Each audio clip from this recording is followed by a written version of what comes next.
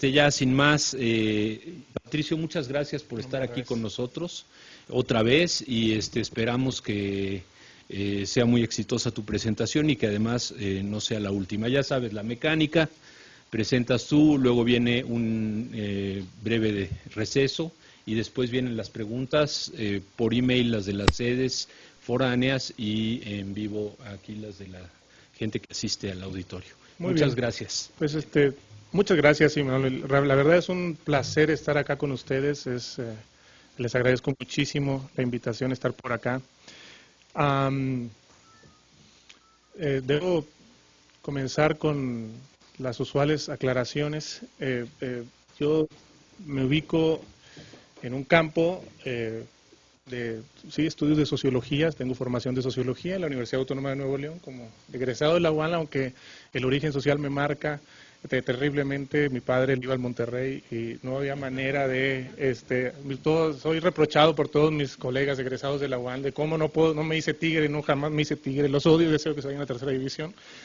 Pero sí, me ubico en el campo de la sociología con formación en demografía, una formación fuerte en análisis demográfico y cuantitativista, y formación doctoral también en sociología con un perfil cuantitativista. Me describo entonces como un sociólogo cuantitativista, no por dogma, sino por vocación. Creo que la sociología cuantitativa puede aportar bastante, particularmente a como delimitar el campo de cuáles son las restricciones estructurales que nosotros enfrentamos al analizar los fenómenos sociales. Y sin embargo no dogmático, creo que se pueden hacer muchas cosas combinando metodologías, pero sí, como sociólogo cuantitativista, los temas que trabajo están relacionados principalmente con la estratificación social, es decir, con cómo se reproducen las desigualdades sociales y particularmente con cómo se reproducen las desigualdades sociales intergeneracionalmente, cómo la desigualdad social se hereda o no de padres a hijos, y qué nos dice esto sobre la rigidez o la fluidez de nuestro régimen de estratificación social y de las desigualdades sociales que permanecen a lo largo del tiempo y que parece debería ser un rasgo, yo diría, genotípico de la sociedad mexicana. Particularmente mi trabajo se ha centrado en la movilidad social y en la movilidad intergeneracional de clase.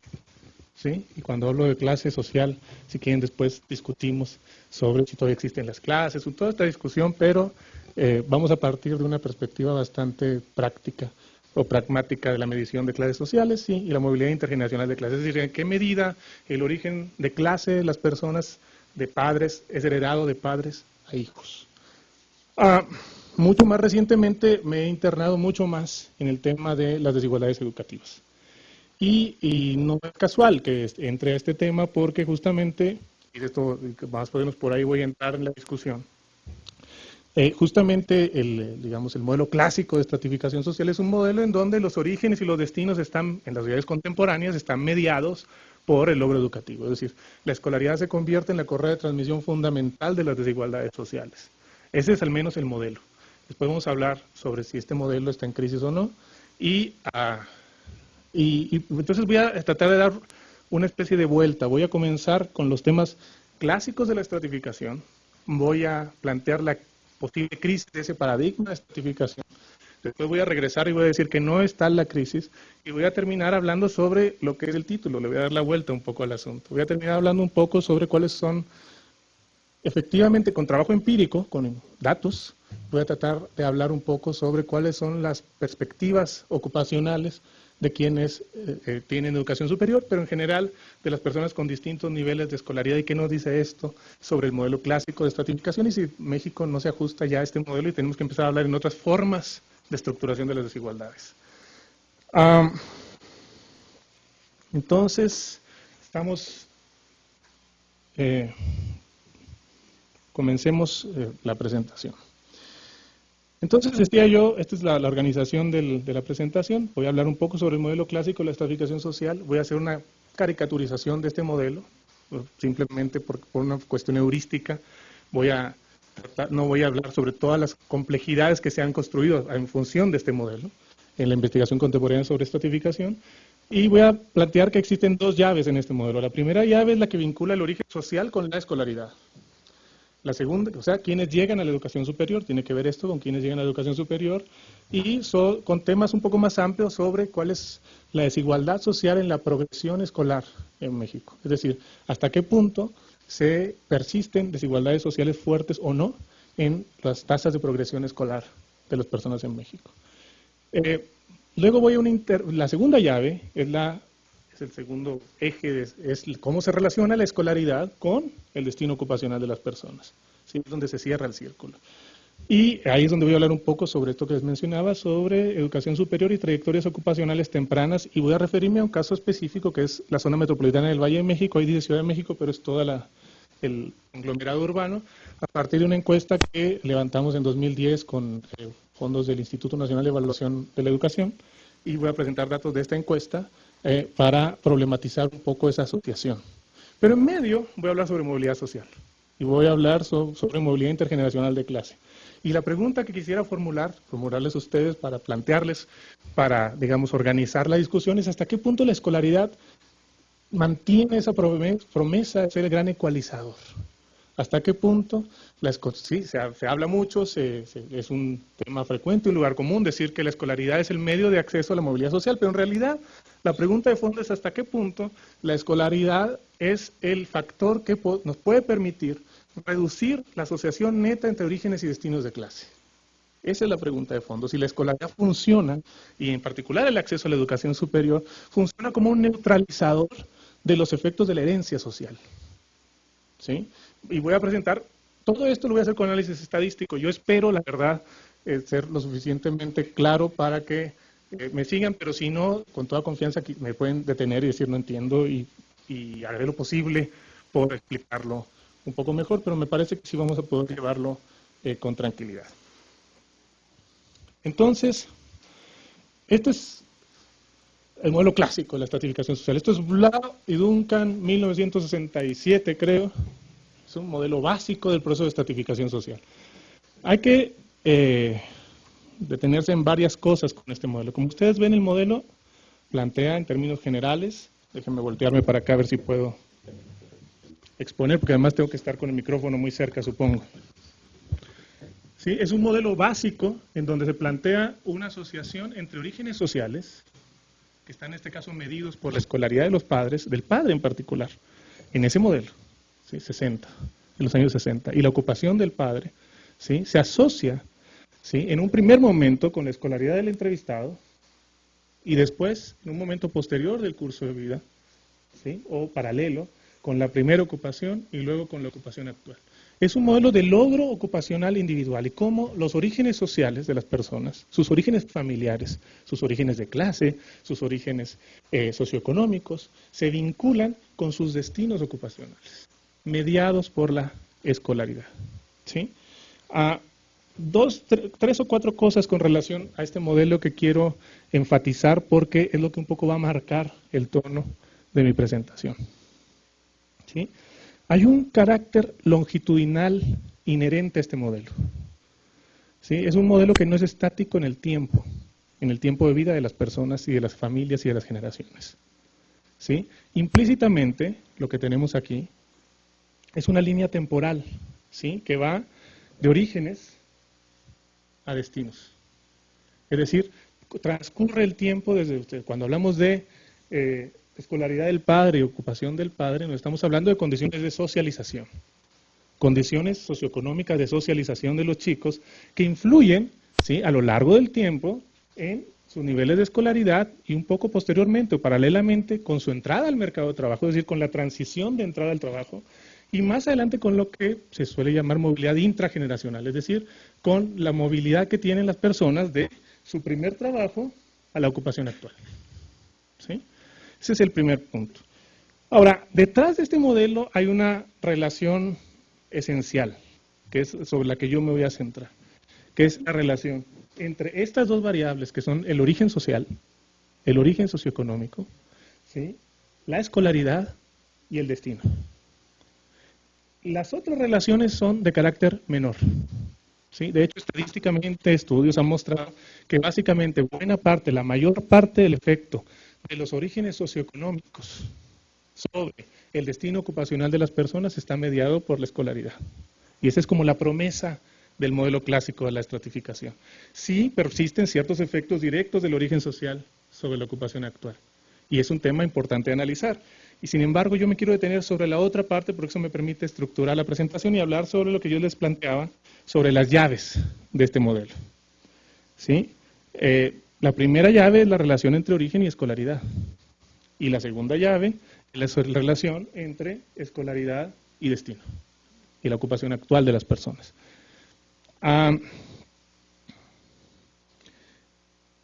Se ha cuestionado que esta relación clásica, origen social, escolaridad, logro ocupacional, no es más el eje regulador principal de la estratificación social en las sociedades contemporáneas.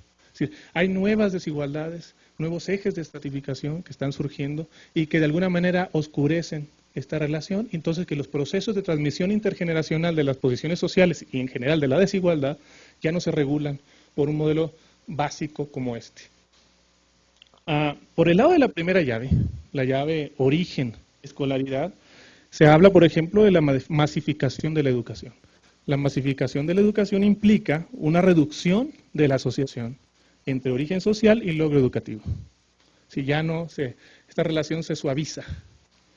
La educación no es más un privilegio de las élites o las clases superiores, las brechas educativas tienden a decrecer.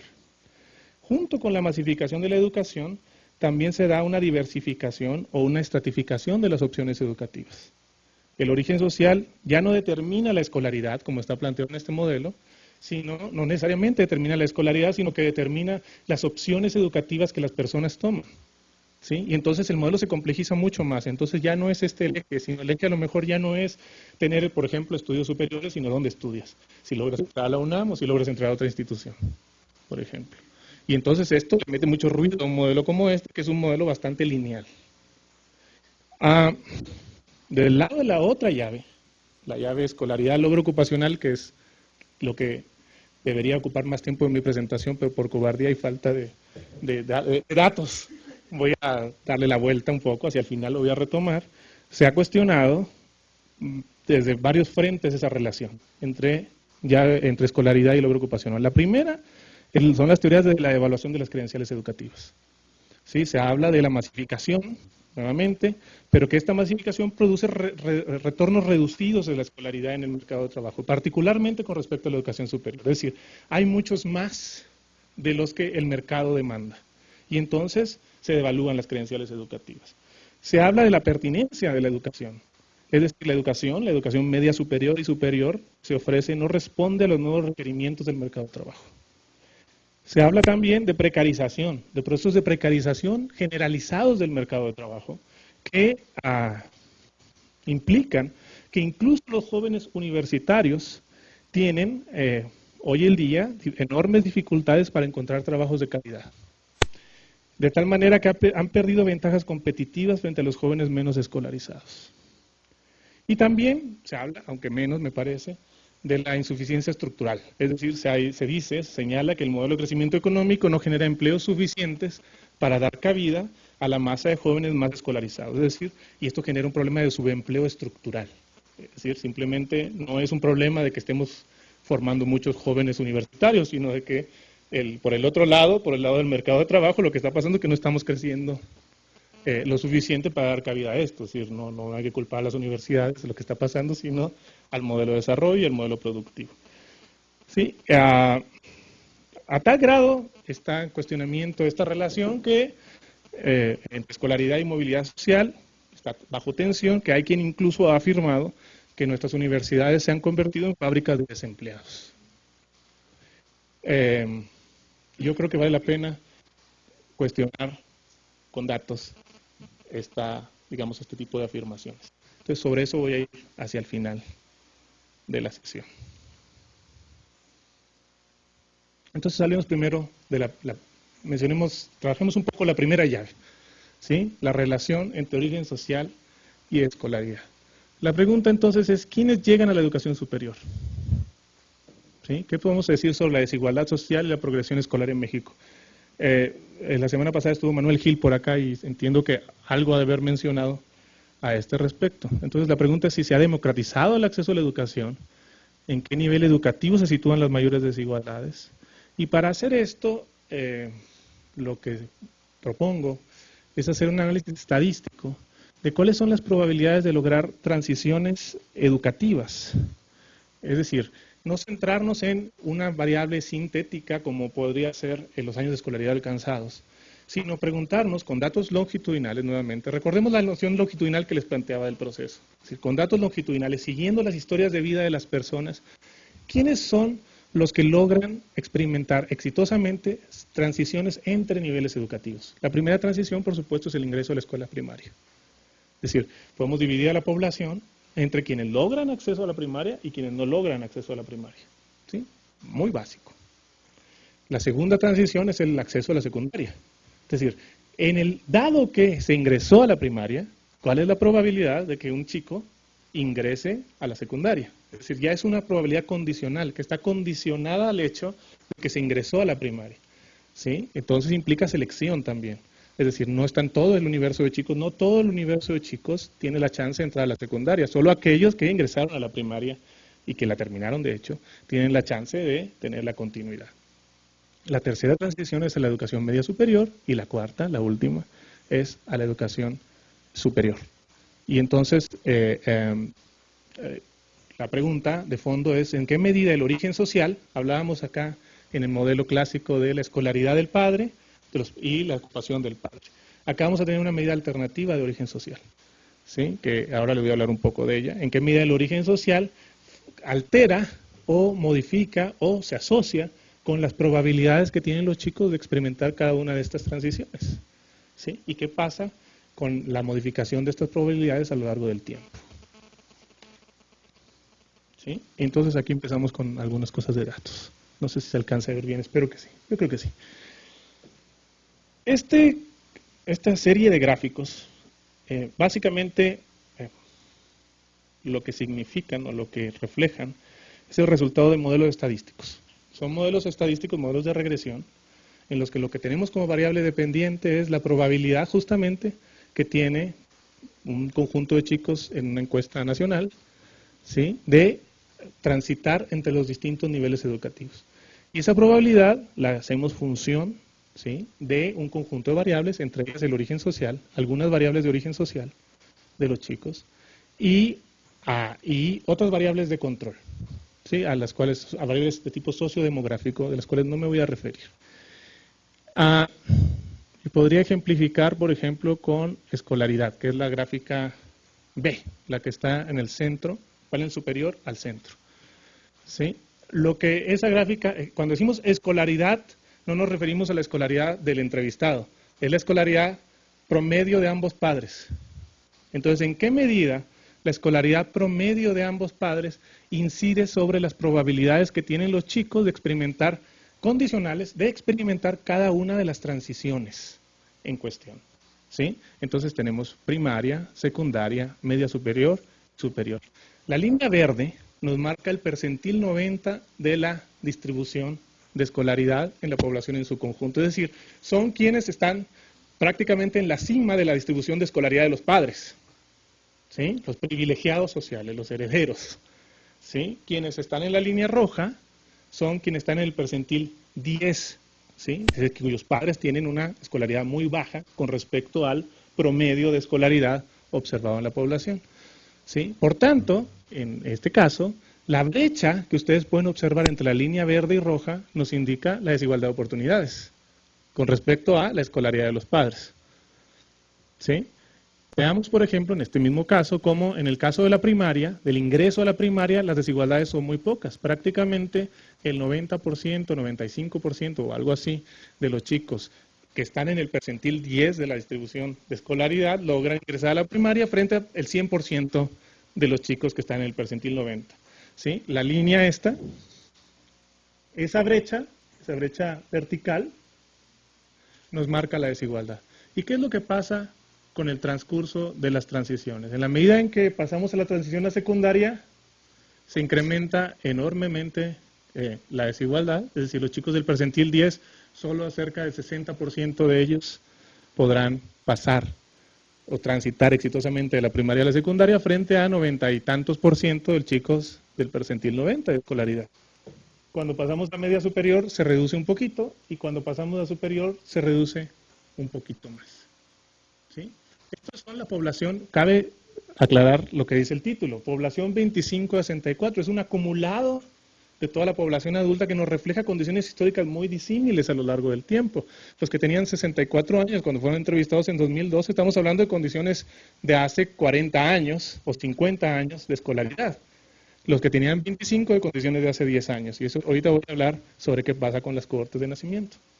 Entonces, este es un índice de estatus ocupacional de los padres, escolaridad, recursos económicos de la familia medidos a través de activos del hogar. ¿Qué tenía? Si tenía en su hogar un conjunto de activos y de servicios cuando el chico tenía 15 años de edad. Esto es tamaño de la localidad. Y este es un índice conjunto de orígenes sociales que nos integra todo lo anterior, ¿sí? Por un modelo estadístico de integración donde, un análisis factorial, lo que hacemos es que aprobamos la varianza conjunta de todas estas variables y lo que tenemos, este es el, digamos, el bueno, porque es el índice que nos integra todas las dimensiones de la desigualdad.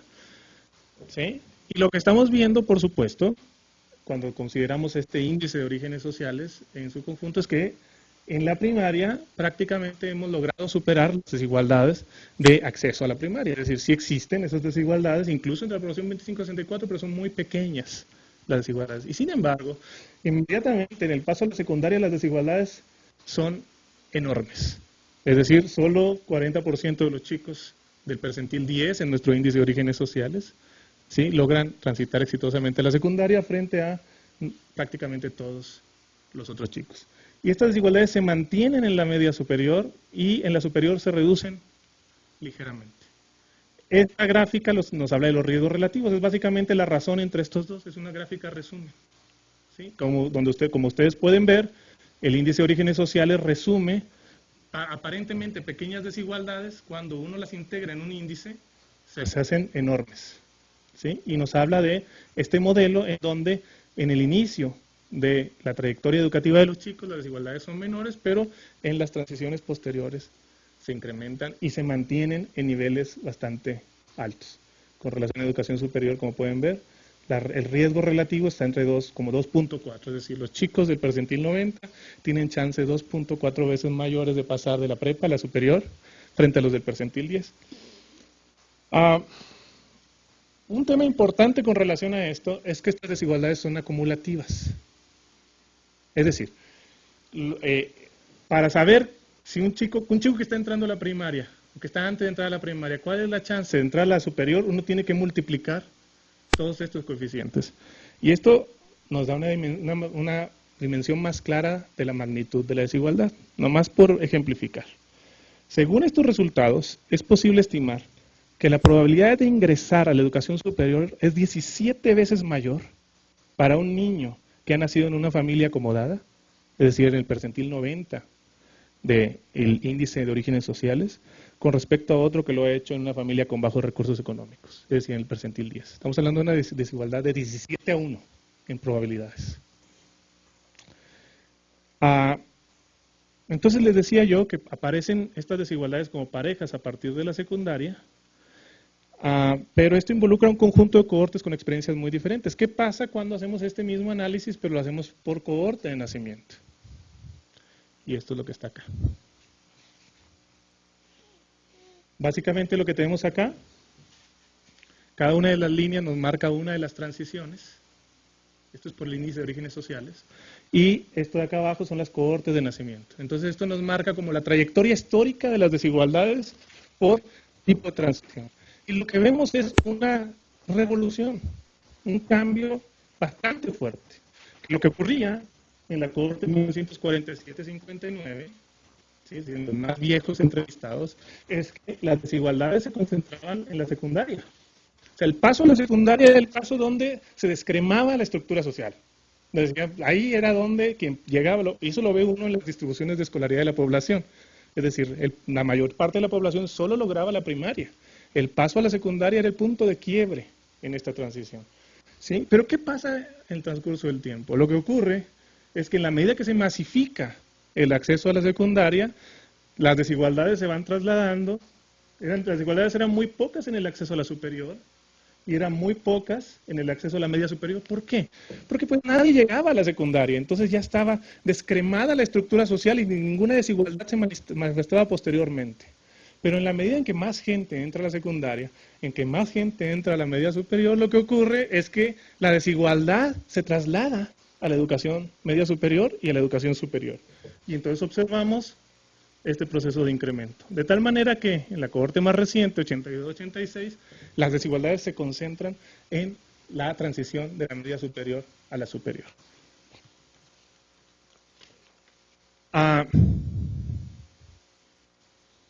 Por supuesto, esto tiene consecuencias muy importantes en términos de la presión social que están enfrentando las universidades actualmente, en términos de acceso a la educación superior. O sea, lo que nos está indicando es que hay un cambio, que es un cambio estructural, es un cambio en la estructura de las desigualdades y en el locus, en donde está situada la desigualdad social. Donde antes el problema era el paso a la secundaria y ahora los chicos son los chicos de prepa y los que están presionando para entrar a la educación superior. Y ahí es donde se da el descreme y ahí es donde se genera la desigualdad social. ¿Sí? Entonces voy a plantear algunas conclusiones parciales con respecto a esto. Lo primero es que sí, la desigualdad de oportunidades educativas, más que reducirse, se mantiene a niveles altos, a pesar de la ampliación de la cobertura de la educación básica.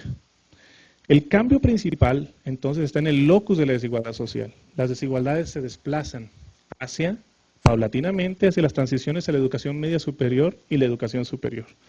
El cuello de botella actual implica que la tensión social se desplaza hacia el ingreso a la educación superior. Y diría que también al acceso a la educación media superior, que sigue siendo un tema bien importante que tenemos que tratar.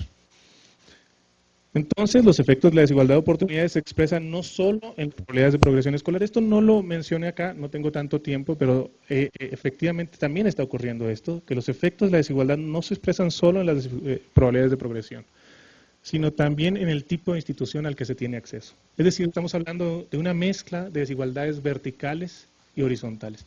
Y miren ustedes que no estoy hablando tan solo, primero, no estoy hablando solo de la educación superior. Por supuesto, tenemos enormes diferencias en la educación superior, por la calidad de las universidades, por el prestigio que éstas tienen, por la división entre públicas y privadas, pero también estoy hablando en el sistema público de educación básica, y estamos hablando de desigualdades que poco estudiadas, por ejemplo, desigualdad entre turno matutino y vespertino en el acceso a la escuela primaria y secundaria, es una desigualdad fuertemente marcada por o son diferencias fuertemente marcadas por desigualdades socioeconómicas. Es decir, hay una especie como de doble track en nuestro sistema público de educación básica, en donde los chicos que van a escuelas vespertinas terminan siendo los chicos de orígenes sociales más desaventajados y en donde incluso se puede demostrar que controlando por origen social, los chicos que van a escuelas vespertinas tienen menores probabilidades de progresión escolar posterior, lo cual nos está diciendo de que además de que hay un proceso de selección de los chicos que van a entrar a las escuelas vespertinas como chicos más desaventajados, además de eso, el sistema encima de eso los castiga y les ofrece una educación de menor calidad que les impide o les cierra el acceso a niveles posteriores de escolaridad. No tengo chance de presentarles los datos sobre esto, pero está en la referencia de algunos de los artículos que tenemos ahí, donde queda bastante en evidencia este tema de la desigualdad horizontal. Entonces, vamos al intermedio. ¿Qué pasa con la movilidad intergeneracional de clase? Entonces, la pregunta es, ¿puede ser la escolaridad el gran ecualizador? Entonces, poco como antecedente, valdría la pena decir que el análisis de la movilidad intergeneracional de clase nos permite justamente responder desde otra perspectiva la pregunta de cuál es el papel de la escolaridad en la reproducción intergeneracional de la desigualdad. Sí, como señala el modelo clásico que yo les presenté, la escolaridad es el mecanismo de transmisión de las desigualdades entre orígenes y destinos. Entonces, cabría esperar que quienes logran romper los obstáculos de su origen social y tener acceso y tener movilidad educativa, tener acceso a una educación, por ejemplo, educación superior, también logran superar las barreras de su origen en términos de su logro ocupacional. Es decir, el acceso, esa es la promesa del análisis de estratificación social, o más bien del modelo de estratificación social, y es la promesa de la educación, y particularmente de la educación superior, como mecanismo de movilidad social. Si tú logras superar la barrera de clase que te cierra el acceso o que te bloquea el acceso a la educación superior, entonces esa educación superior que tú recibes te permite también romper la barrera de clase entre tu origen y tu destino ocupacional. En otros términos, uno tendría que esperar que a mayor escolaridad debería ser menor la asociación entre orígenes y destinos de clase. Si esto es cierto, tendríamos que esperar, por ejemplo, que en la educación, quienes tienen acceso a la educación superior, la asociación entre su origen de clase y su destino se desvanezca, sea menor, porque ahí ya la escolaridad entró como ecualizador y como sustituto del efecto origen. Seguiría teniendo sentido entonces promover la escolaridad como vía de movilidad social, si esto es así. Entonces la pregunta es, ¿cómo podemos empíricamente aproximarnos a esto? Entonces, algunos detalles metodológicos, nomás para ir aclarando el juego. La movilidad intergeneracional se suele analizar con tablas de movilidad. Es un análisis clásico sociológico de movilidad social. Es decir, comparan tablas de doble entrada que comparan por una parte orígenes de clase con usualmente la clase del padre. Se utiliza el padre como referente. Podemos entrar en toda una discusión sobre cuestiones de género, etcétera, etcétera, pero esa es la vía tradicional de acceso, o que se analiza esto, con destinos, es decir, con la clase del hijo o de la hija. Y se adopta normalmente en los estudios sobre estratificación una definición sociológica de clase social basada en la posición en el mercado de trabajo.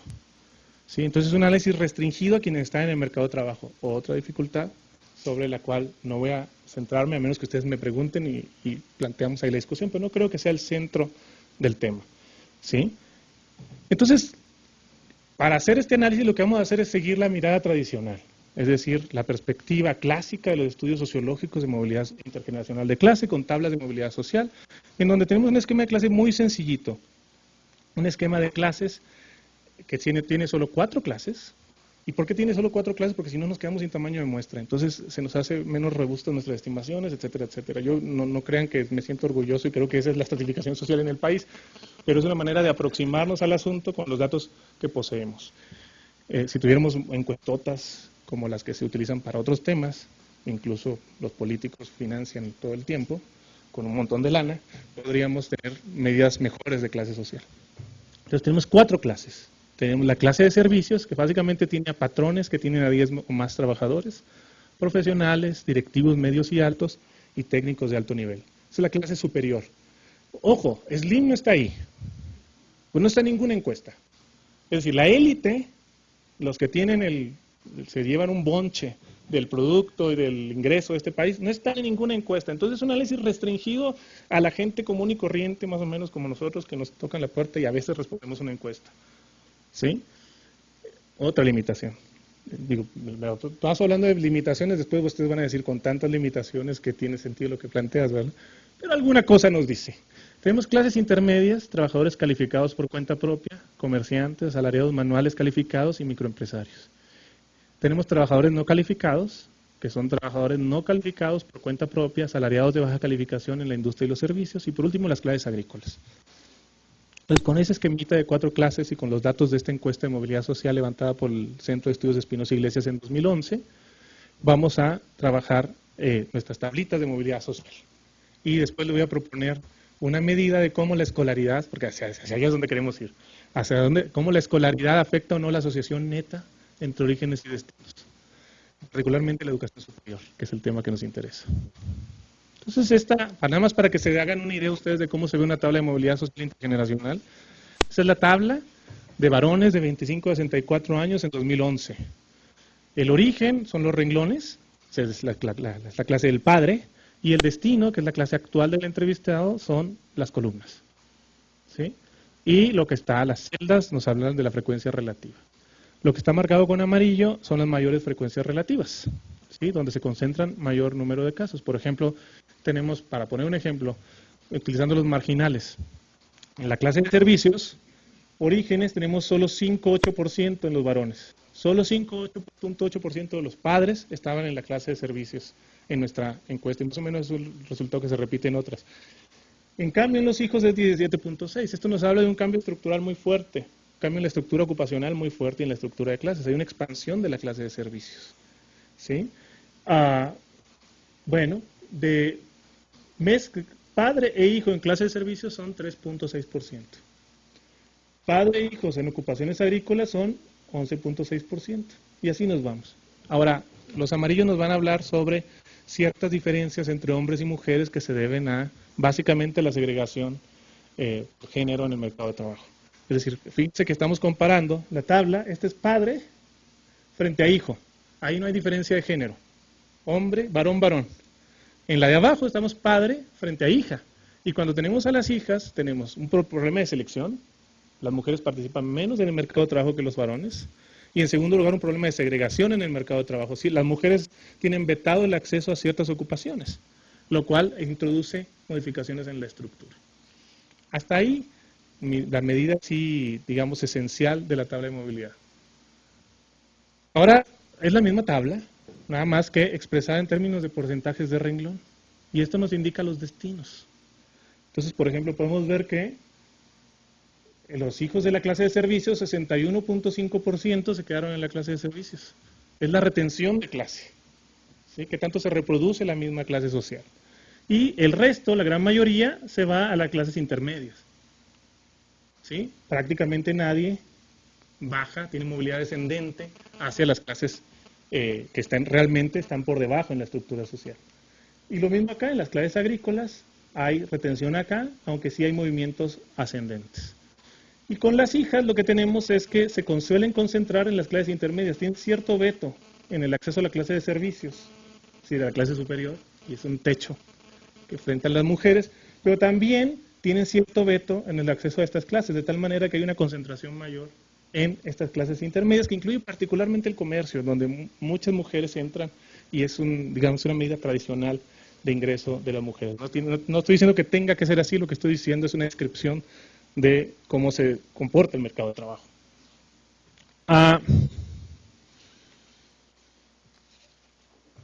Bueno.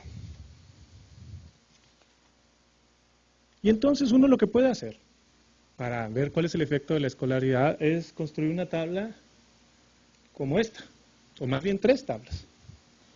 Uno puede subdividir la tabla de movilidad social, esto es para varones, subdividir la tabla de movilidad en la misma tablita, nada más que subdividirla en función del logro educativo que tienen los chicos. Es decir, quienes lograron educación básica, esta es su distribución en la tabla de movilidad. Quienes lograron educación media superior, educación, lo repetí, no, educación media superior, perdón, y esto es quienes lograron educación superior.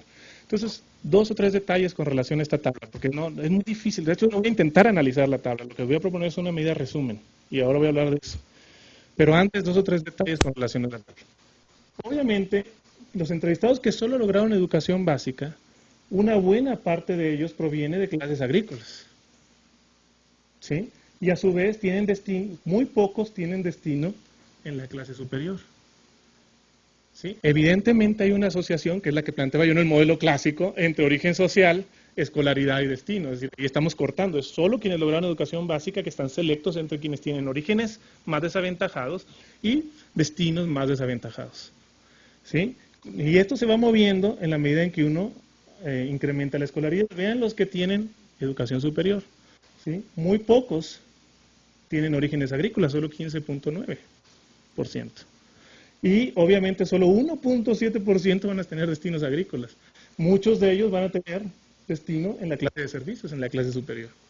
¿Sí? Yo podría, en esta misma lógica, empezar a hacer un juego de sub y baja y empezar a analizar toda la tabla y que aquí sube y que aquí baja y que y es bastante complicado, realmente. Entonces, lo que les planteo es otra cosa.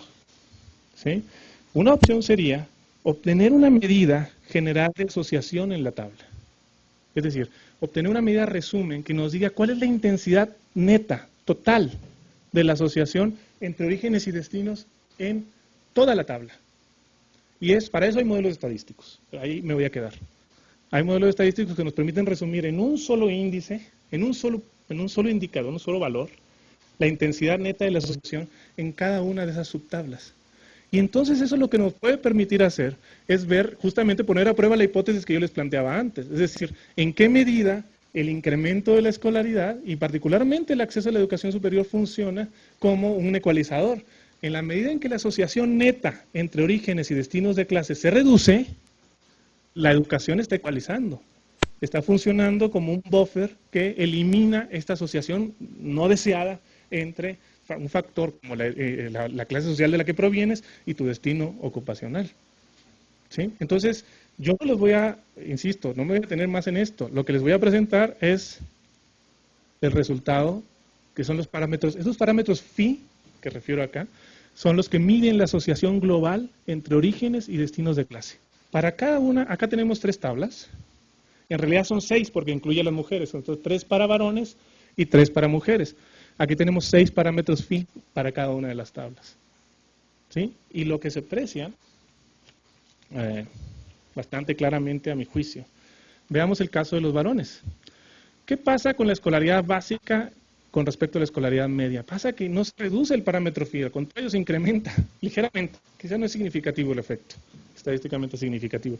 Pero en definitiva, tener acceso a educación media frente a escolaridad básica no hace ninguna diferencia en la intensidad neta de asociación entre orígenes y destinos de clase. Entonces, la escolaridad media, al menos con estos datos y con estas cohortes, no es un factor ecualizador, ¿sí? Y no está facilitando la movilidad social. Pero ¿qué pasa con la superior? Una reducción bien fuerte, súper marcada, ¿sí? Es una reducción de esta asociación. Entonces, lo que estamos observando es que efectivamente el acceso a la educación superior es un factor ecualizador, al menos entre los varones.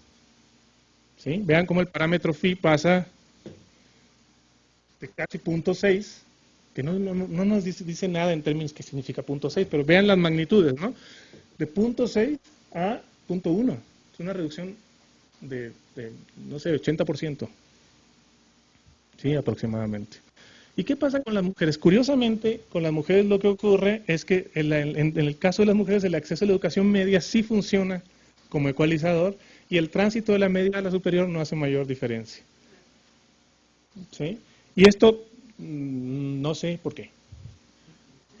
O sea, de hecho son cosas que hice hoy en la mañana. Entonces, no, todavía no me queda claro este corte. Pero en definitiva lo que sí nos está marcando esta tendencia es que el acceso a la educación superior reduce la asociación entre orígenes y destinos de clase y que, digamos, la gran promesa, al menos con la población 25-64, insisto, la gran promesa de acceso a la educación superior como ecualizador sigue operando. ¿Sí? Es un dato importante que tener en consideración. Entonces, segunda serie de conclusiones parciales.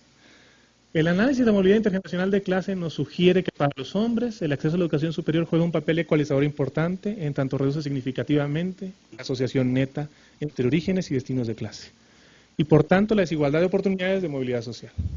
Entre las mujeres este efecto se expresa desde la educación media superior. No hay diferencias muy marcadas entre media superior y superior. Parecería entonces que el acceso a la escolaridad sigue jugando un papel ecualizador, en términos, particularmente superior, en términos de la movilidad intergeneracional de clase. Ahora, después del intermedio, hablo sobre la segunda llave, la llave escolaridad, destino ocupacional. Los resultados que les acabo de mencionar refieren a la población en su conjunto, 25 a 64 años. Pero las perspectivas críticas sobre la relación educación superior-trabajo nos sugieren que los problemas son más recientes, que los problemas no son históricos, de estas cohortes que estuvimos viendo, sino que se presentan principalmente entre la población más joven. ¿Sí? Entre los debutantes actuales en el mercado de trabajo. Y nada más recuerdo cuáles son las tesis que están detrás de esto. De evaluación de credenciales educativas es un producto de la masificación relativamente reciente de la educación superior. No estamos hablando de quienes tienen en este momento 50, 60 años de edad. Estamos hablando de los chicos que están saliendo de la escuela en este momento, que están sufriendo esta devaluación y esta masificación. Los cambios en el perfil de la demanda laboral también tienen que ver con los procesos de transformación de los mercados de trabajo recientes, los procesos de reestructuración, de globalización, de tecnologización, etcétera, etcétera. ¿Sí?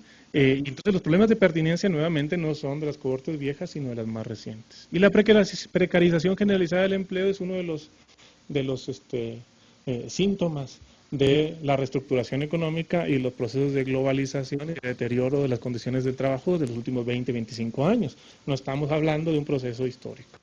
Entonces la pregunta es si persiste la relación positiva entre escolaridad y particularmente escolaridad superior y logro ocupacional si analizamos las trayectorias ocupacionales tempranas de los jóvenes. Es decir, ya no 25-64, sino nos centramos nada más en los jóvenes. O acaso podemos hablar del fin de la educación y particularmente de la superior como herramienta para la movilidad social, como instrumento de movilidad social. Entonces la pregunta es ¿cómo podemos analizar la relación entre escolaridad y trayectorias ocupacionales de los jóvenes? Es la pregunta clave en este punto. Porque no resulta fácil metodológicamente hacerlo, porque las experiencias laborales tempranas conocemos que son, nuestros datos longitudinales así lo demuestran, y la experiencia internacional, son intermitentes y son fluidas. Es decir, la incorporación al trabajo de los chicos es un proceso con aproximaciones sucesivas a lo largo del tiempo. No está fácil medirlo en un momento dado, o en un evento, en un momento fijo en el tiempo. Es decir, uno puede hablar, por ejemplo, del primer trabajo, pero el primer trabajo no es un buen indicador del logro ocupacional que van a tener los chicos. Muchas veces los chicos entran, por ejemplo, a un primer trabajo para ayudarse mientras hacen los estudios superiores, o entran a un primer trabajo que es solo una prueba, etcétera, etcétera. Entonces, tenemos este proceso fluido, ¿sí?, que ocurre a lo largo del tiempo. Entonces, es importante tomar en cuenta esta fluidez en nuestro análisis. ¿Sí? Es decir, incorporar esta fluidez, no rigidizar el modelo, sino tratar de complejizar el modelo y analizarlo en su fluidez. Entonces, lo que proponemos en un trabajo con Emilio Blanco, que está por salir en un libro que va a ser coeditado por el Colegio de México del Instituto Nacional de Evaluación de la Educación, con esta misma encuesta, que está ahí abajo, de la ETEL 2010, es dividir este proceso en 3 etapas o 3 transiciones, 3 eventos. El primer trabajo, después los cambios de trabajo, es decir, seguir la trayectoria de los chicos y empezar a ver cómo es que van cambiando de trabajo, lo que incluye dejar de trabajar. Es un resultado, es una transición, es un evento. Un evento posible es un cambio hacia otro trabajo, pero otro evento posible es salir de trabajar. Y los reingresos al trabajo, para esos que salieron a trabajar, cómo reingresan al trabajo. Y entonces esto implica naturalmente datos longitudinales. Los datos longitudinales los tomamos de esta encuesta del 2010, que es una encuesta de trayectorias educativas y laborales levantada a más o menos 2.900 jóvenes entre 18 y 29 años residentes en la zona metropolitana del Valle de México. Esta encuesta la diseñamos en el Colegio de México y es un proyecto conjunto que tenemos con el Instituto Nacional de Evaluación de la Educación. Y literalmente lo que hacemos es que vamos, es una encuesta de hogares, y entrevistamos a los chicos entre 18 y 29 años y reconstruimos su trayectoria ocupacional completa, desde el primer trabajo hasta el trabajo actual, si es que tienen. Y simultáneamente su trayectoria educativa, desde que entraron a la primaria hasta que dejaron de estudiar, si es que dejaron de estudiar. ¿Sí? Y a partir de esta información de historias de vida, lo que podemos hacer esto que estoy planteando arriba, ¿sí?, definir un modelo analítico para el primer trabajo, uno para el cambio de trabajo y uno para el reingreso. Y este es el esquema analítico que les propongo para analizar la transición. Si ustedes ven, nuevamente es un esquema longitudinal que parte de una transición 1, que es el ingreso. Entonces, cuando hablamos de ingreso, en realidad estamos hablando de chicos que nunca trabajaron. Siempre, por cierto, son todos los mismos chicos, nada más que están en distintos momentos de su trayectoria, ¿no? Los agarramos desde temprano en su vida, desde el momento en que nunca trabajaban, y analizamos la transición hacia la jerarquía de la primera ocupación. Es decir, ¿cuál es su logro ocupacional inicial? En donde existe la alternativa de que nunca entren a trabajar. ¿Sí? Es un subevento en una jerarquía de trabajos, pero un cuarto, porque en este caso son 3 tipos de trabajo, y te lo vamos a ver, una cuarta posibilidad es que no ingresen a trabajar. Bueno, ese es un primer momento. Una segunda transición son los cambios de ocupación. Es decir, una vez que estás en una ocupación de determinada jerarquía y cambias de trabajo, ¿hacia qué jerarquía cambias? ¿Sí? ¿Cuál es el destino ocupacional que tienes? En donde una posibilidad es que salgas de trabajar. ¿Sí? Y en un tercer momento tenemos, para quienes salieron de trabajar, cuál es la probabilidad que tienen de reingresar y en qué jerarquía de trabajo reingresan, ¿sí? O de mantenerse fuera del mercado de trabajo. Esto es fundamental en un análisis con perspectiva de género.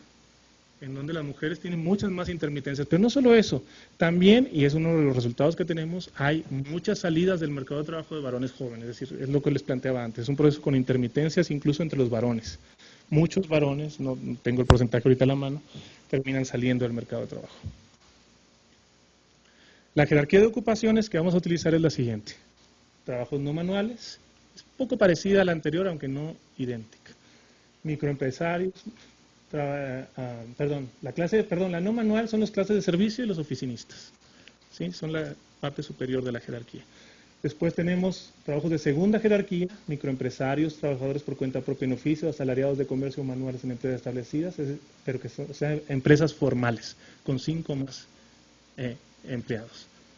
Y de baja calidad, asalariados en comercio o manuales en empresas informales. Entonces, lo que hacemos nosotros es que hacemos una validación de esta clasificación con fuentes externas, con la Encuesta Nacional de Ocupación y Empleo y con encuestas sobre movilidad social, en donde demostramos que esta jerarquía, que es la que alcanzamos a hacer empíricamente, dada el tamaño de muestra que tenemos, quisiéramos hacerla mejor, pero nuevamente tenemos restricciones de datos, estratifica en función de los ingresos, de la precariedad laboral y particularmente las oportunidades de ascenso socioeconómico de largo plazo.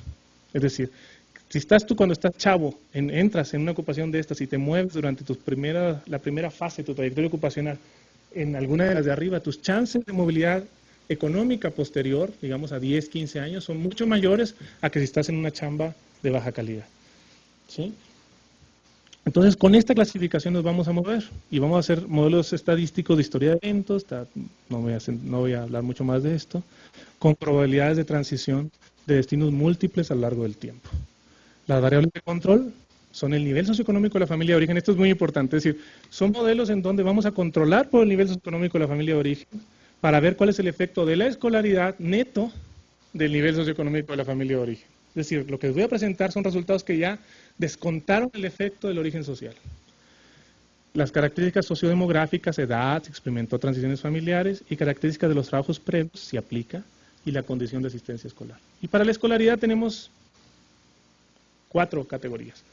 No completó secundaria, completó secundaria, educación media superior hasta 2 años de educación superior y 2 o más años de educación superior. Y para facilitar la interpretación lo que voy a presentarles son simulaciones como porcentajes. Entonces yo creo que todo este rollo metodológico es nada más para saber que hay modelos detrás y que lo que les voy a presentar hay precisamente un análisis estadístico más riguroso, aunque intento hacerlo de manera más sencilla. Esto es una simulación, se dice distribución porcentual simulada de jóvenes según la jerarquía del primer trabajo. Entonces, con la primera transición, ¿recuerdan? El primer trabajo, la entrada. ¿Cómo entró? ¿Sí? Hasta los 30 años de edad por sexo y por nivel de escolaridad. Y lo que tienen ustedes en color más oscuro, esto, son las ocupaciones de alta jerarquía, las no manuales, luego están las intermedias y luego están los trabajos precarios, los de baja calidad. Como ustedes pueden ver, y lo que está marcado en punteado son los que no entraron a los 30 años, o sea, los seguimos hasta los 30 años y no trabajaron. ¿Sí? En nuestra simulación.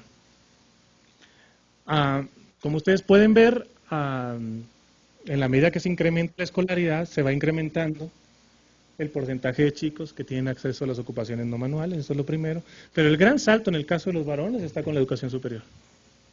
La educación superior marca una diferencia fuerte. La probabilidad de acceso a una ocupación de, digamos, alta jerarquía se incrementa muy fuerte con la educación superior. Y particularmente importante es que lo que se puede observar, al menos con el primer trabajo, es que el acceso a la educación superior, tener 2 años o más de educación superior, sí protege contra el acceso a las ocupaciones de peor calidad. ¿Sí? Y en tercer lugar, una nota no tan positiva, es que si bien protege, no garantiza que todos van a tener ocupaciones que corresponderían a la calificación que debería tener un chico que tiene educación superior. ¿Sí? Más del 50% van a tener ocupaciones intermedias o de baja calidad, que son ocupaciones que no demandan educación superior. En el caso de las mujeres es bastante parecido, pero una cosa bien importante a considerar acá es que la proporción de chicas que no entran al mercado de trabajo se reduce considerablemente en la medida en que se incrementa la escolaridad, y particularmente nuevamente con la educación superior. Ok, Vamos al siguiente modelo. Este es el modelo de cambio de trabajo. Es decir, ya entró a trabajar y cuáles son los resultados de cambio de trabajo. Son bastante parecidos. ¿Sí? Protege contra un cambio de trabajo la educación superior. Sí protege contra un cambio de trabajo hacia una ocupación altamente precaria. Y una cosa interesante es que en el caso de las mujeres es bastante más fuerte el efecto. Bastante más fuerte que el de los varones. Por último, estos son los reingresos al mercado de trabajo. Y lo que vemos es un efecto acumulado nuevamente bastante más fuerte en el caso de los varones de acceso a la educación, a las ocupaciones de alta jerarquía. ¿Qué nos dice esto en términos? Piensa usted en la trayectoria ocupacional de un chico. Se nos dice que efectivamente los chicos están teniendo dificultades en su primer trabajo y quienes logran salir y volver a entrar están teniendo mejores chances. Probablemente estos son chicos, no sabemos, son chicos que están dejando, ese primer trabajo era solo para mientras seguían estudiando y después lo dejaron un rato para continuar sus estudios y luego regresan y cuando regresan hay un rebote de movilidad social ascendente. Hay protección nuevamente contra los empleos precarios y esta cosa es muy importante en el caso de las mujeres. Estas son las mujeres que permanecieron fuera del mercado de trabajo, es decir, que ya no reingresaron. El efecto que tiene la educación superior sobre las chances de que una mujer, una vez que salió, reingrese al mercado de trabajo es marcadísimo. Va desde 70% para quienes no completamos secundaria, o sea, 7 de cada 10 no regresarían al mercado de trabajo, frente a cerca de 40% para quienes tienen 2 años o más de educación superior. Esto después de 5 años de haber dejado el trabajo. Entonces, tercera serie de conclusiones parciales. Voy a conclusiones finales y terminamos. Entonces, la escolaridad tiene efectos importantes en el logro ocupacional, en el ingreso, en los cambios de trabajo y el regreso para quienes salieron temporalmente. Los contrastes más significativos ocurren entre quienes tienen educación superior y quienes no la tienen. Esto es importante. Ahí sí hay un quiebre con respecto a la educación superior. La educación superior incrementa significativamente la probabilidad de ingresar a ocupaciones no manuales, reduce de manera muy significativa la probabilidad de ingresar a ocupaciones de baja calidad, sin embargo no protege contra la descalificación laboral. Entre los varones, más del 50% de los ingresos y de los cambios y 40% de los reingresos serán ocupaciones que no demandan calificación profesional.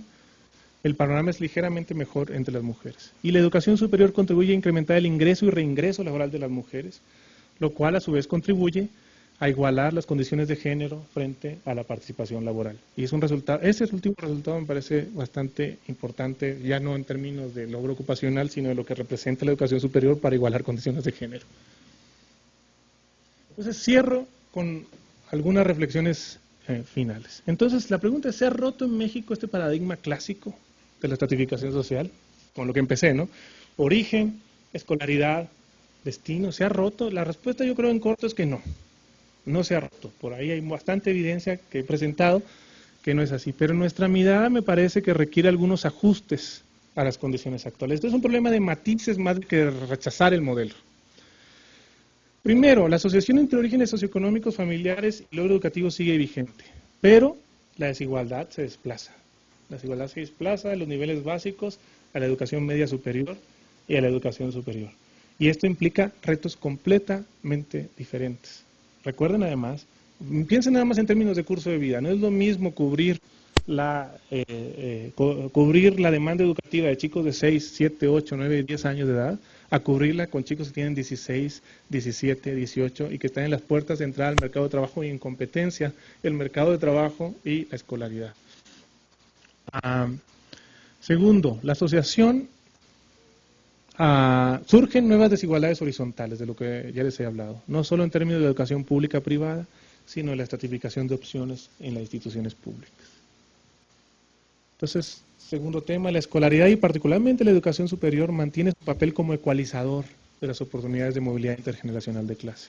La asociación entre orígenes y destinos de clases debilita sustantivamente entre quienes realizaron estudios superiores. Sin embargo, muy pocos de los miembros de la población adulta, esto no lo dije, pero está ahí implícito en los datos, muy pocos de los miembros de la población adulta han tenido acceso a la educación superior. ¿Sí? Los resultados ecualizadores quizás se deban a la alta selectividad social de quienes fueron a la universidad. ¿Sí? Es decir, selectividad ya no en términos de orígenes, sino en términos de sus capacidades, sus habilidades, su inteligencia, etcétera, etcétera. O sea, solo los chicos de orígenes sociales bajos con características excepcionales entre la población adulta son quienes lograron acceso a la educación superior. Y entonces la pregunta es si se mantendrían estos mismos resultados si mantenemos condiciones de mayor, o si ampliamos las condiciones de acceso a la educación superior. Es decir, si reducimos el descreme y la selectividad de los chicos, ¿se van a mantener? ¿Seguirá siendo la educación superior un ecualizador o no? Entre los jóvenes, al menos de lo de la zona metropolitana del Valle de México, persiste una asociación fuerte entre estudios superiores y logro ocupacional. Protegen los estudios superiores contra los riesgos de una trayectoria temprana en las posiciones más precarias. No obstante, a diferencia del pasado, no protegen contra la descalificación laboral. Y esto es un dato que, bueno, no es nuevo, pero es importante enfatizar. Entonces, para esto está la analogía del Titanic. Este es un dibujo mío, no de mi hijo. No somos... Y la analogía del Titanic, yo creo que es una buena analogía. O sea, al hundirse el Titanic, quienes están en las cubiertas superiores comienzan a sentir el agua en los pies, pero su condición estructural de ventaja frente a los que están en cubiertas inferiores se mantiene. O sea, los que están en cubiertas inferiores se amolaron de plano. A estos se les empiezan a mojar los pies a estos amigos, pero siguen manteniendo su ventaja estructural, ¿sí? Por haber pagado estar en las cubiertas superiores. En el pasado lo tenían, ahora la siguen teniendo, pero ya se mojan los pies. Bueno, algo similar ocurre con la educación superior en México.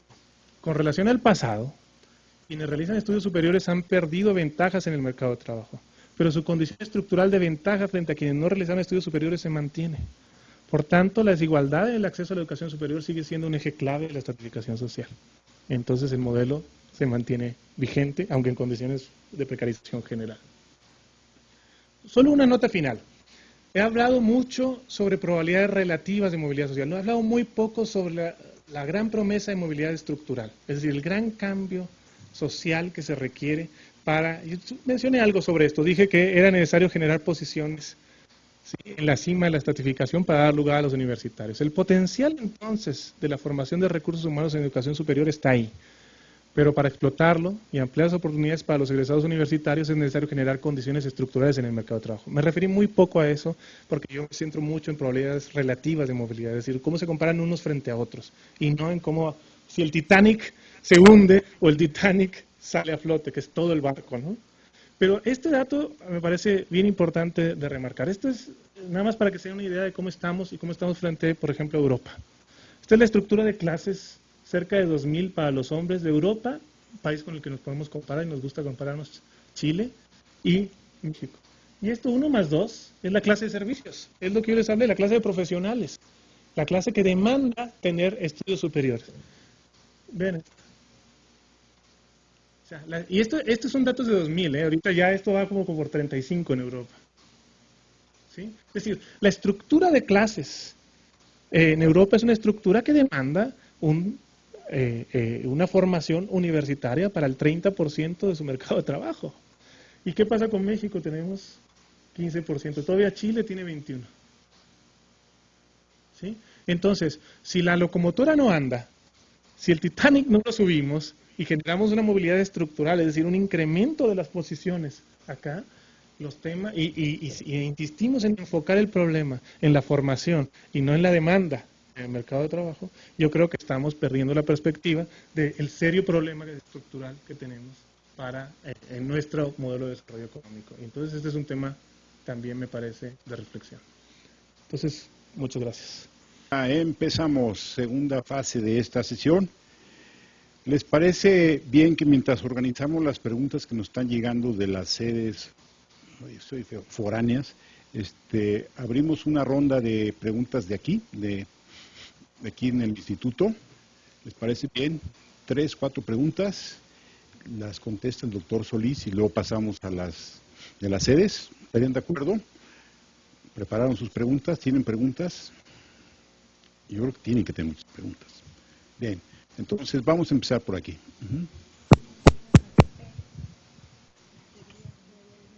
Ahora. Hasta donde entendí, Patricio, la presentación de las ideas que nos propones se da fundamentalmente a nivel estadístico.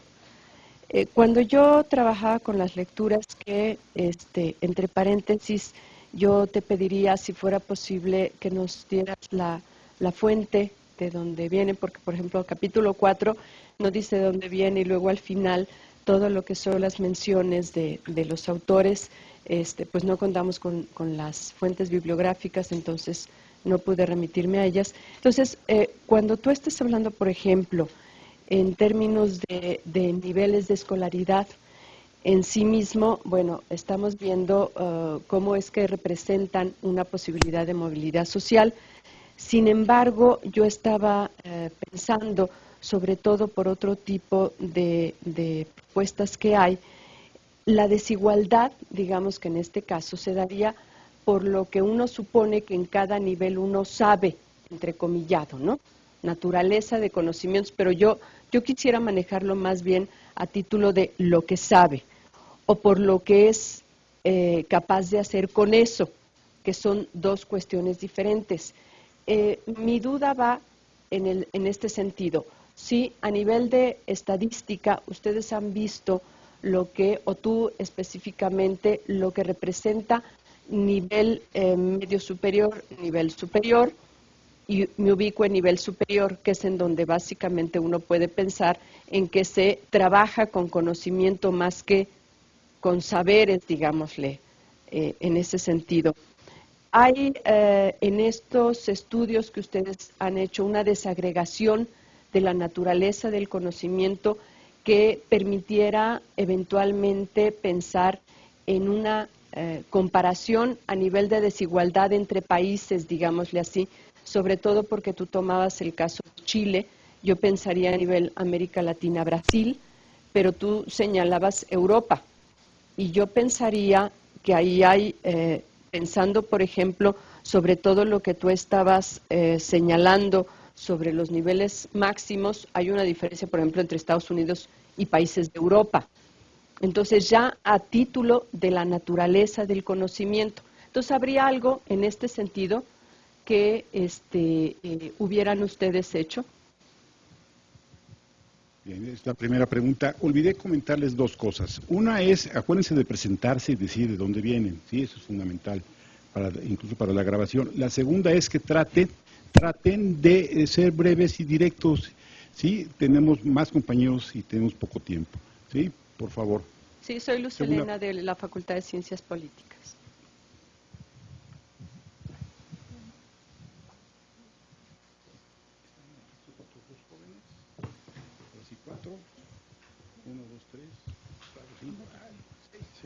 Buenas tardes. Soy Enrique García, del posgrado en Derecho aquí en la UNAM. Y bueno, la pregunta es, en esta relación escolaridad-destino ocupacional, si pudiera aclarar, no sé si se dijo, pero si pudiera aclarar, ¿cuál es la importancia de la variable pertinencia educativa, atendiendo a que las necesidades por región pues varían, ¿no? Y entonces, ¿en cuánto influye la relación escolaridad-destino ocupacional con la pertinencia de la oferta educativa? Esa sería la pregunta. Gracias. Buenas tardes, Adriana Loya del posgrado en Derecho. Son dos preguntas. La primera es relacionada también con la educación superior y con el logro ocupacional. ¿Tiene usted algún dato de si se presenta el mismo logro ocupacional dependiendo de la licenciatura que se estudie? Porque creo yo que pareciera que algunas especialidades tienen o carreras un logro ocupacional distinto al que proyecta, ¿no? Primera.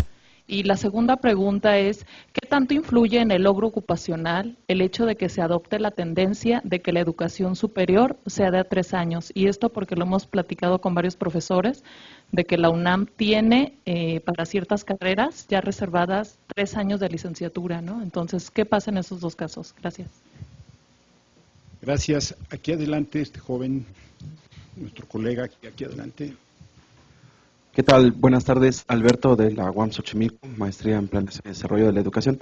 Mi pregunta es, bueno, entiendo que hay varias variables que se mezclan, la clase, el origen o la ocupación del padre, pero lo que entiendo es que lo que el doctor Patricio nos está planteando es que el acceso por sí solo sigue haciendo una diferencia en términos de la educación, más allá de la calidad que se puede estar evidenciando a través de las distintas instituciones, ¿el acceso por sí solo sigue siendo una diferencia?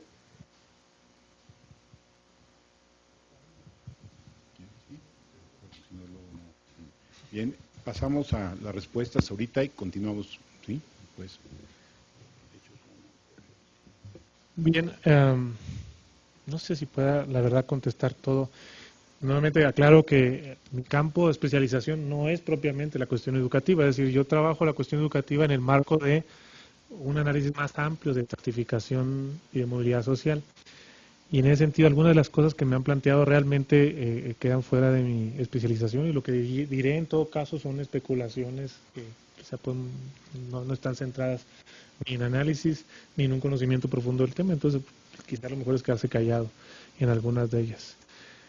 El tema de la desigualdad o del rendimiento asociado a lo que se sabe, es decir, los conocimientos adquiridos, a los aprendizajes o las habilidades adquiridas, yo diría que es desde una perspectiva sociológica centrada en la estratificación social, uno tendería a cuestionar en qué medida es eso lo que marca la diferencia, o son otros factores vinculados al acceso a la educación superior. Es decir, lo primero que uno que tendría que hacer para intentar responder eso es tratar de desvincular el acceso a la educación superior, en primer lugar, el origen social. Es decir, el origen social marca diferencia, en tanto los chicos que tienen orígenes sociales más aventajados, independientemente que tengan acceso o no a la educación superior, van a tener mayores posibilidades de movilidad social ascendente por la cuna de donde vienen. Entonces, hay factores asociados al origen social que marcan diferencia. Pero no solo eso. Cuando uno va a la universidad, no solo adquiere conocimientos, también adquiere credenciales. En una sociedades credencialistas, lo que importa quizá no es tanto lo que tú sabes, sino el título que tú tienes, y que la garantía de ese título te da acceso a posiciones.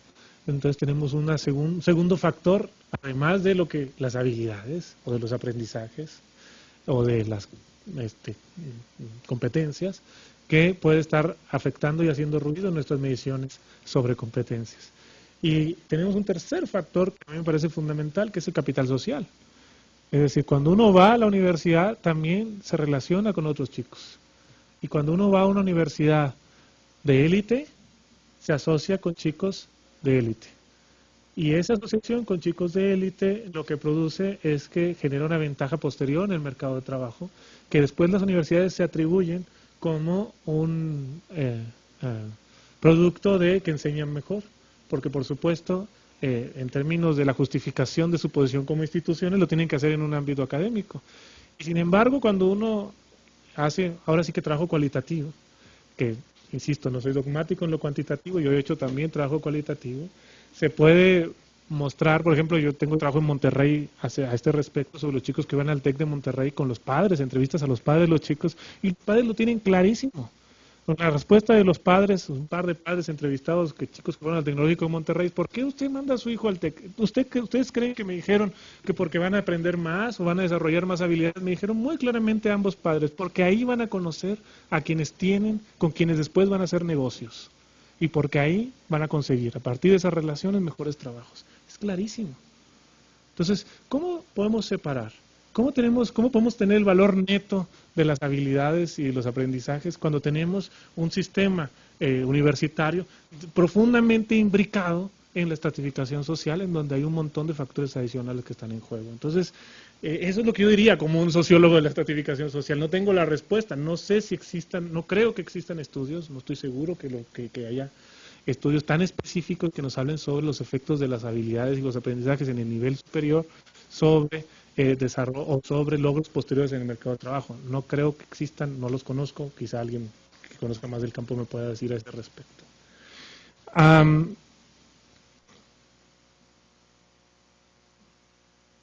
Y lo mismo diría yo con respecto al tema de la pertinencia. O sea, en realidad, y esto yo creo que se devuelve al tema de qué tienen que hacer las instituciones de educación superior con respecto a la demanda sobre pertinencia, es decir, y a la acusación implícita de que están educando jóvenes que no tienen las habilidades, los aprendizajes o las competencias para las nuevas demandas del mercado de trabajo. Bueno, ¿y cuáles son esas nuevas demandas del mercado de trabajo? Eso no queda nada claro y no es tan fácil de establecer ni de predecir. A mí me parece, en realidad, que forma parte de una... Y insisto, aquí ya estoy especulando un poco sin tener demasiado conocimiento a ese respecto, que primero tendríamos que considerar todos estos otros factores, digamos, además de carácter estructural, que son los que están afectando las posibilidades de desarrollo y de inserción de los chicos en el mercado de trabajo. Empezando por lo que terminé, es decir, no se están generando oportunidades suficientes. Pensemos en las profesiones liberales, podemos pensar, por ejemplo, que tenemos superávit de médicos en este país. Yo creo que no. Es decir, las estadísticas nos indican que no es así. No tenemos superávit de médicos.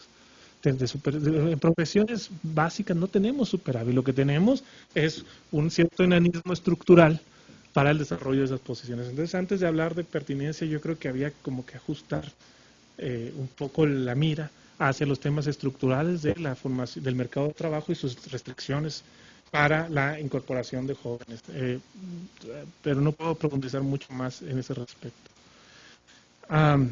Que si algunas carreras tienen logros diferentes, sí, y algunas universidades también. Es decir, este análisis yo hablaba mucho de desigualdades verticales, es decir, desigualdades en progresión escolar y desigualdades horizontales. En un mismo nivel educativo uno puede encontrar diferencias muy fuertes o tendría que encontrar diferencias muy fuertes dependiendo del tipo institucional que se asiste, por todos los factores que mencioné antes, no necesariamente por los aprendizajes.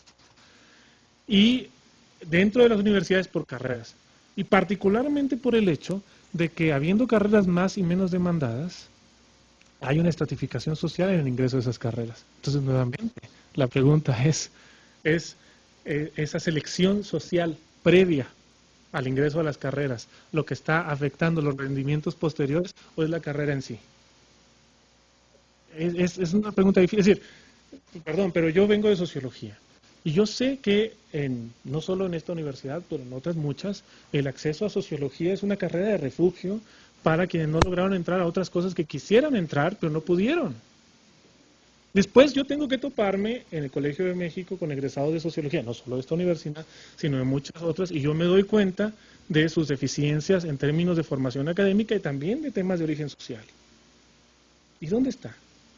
O sea, ¿es la carrera? ¿Es porque estudiaron sociología? ¿O es que estudiaron sociología porque se está dando este círculo de reproducción intergeneracional de las desigualdades que se traslada al ámbito de la selección de carrera? O sea, ¿quiénes entran a medicina y quiénes entran a sociología? Entonces, ¿cómo deslindar los efectos del origen social de los efectos de la carrera y los efectos de la calidad de la formación? No es fácil, tenemos que pensarle. Si quisiéramos desarrollar investigación a este respecto, tendríamos que pensarle e hilar muy fino en este sentido.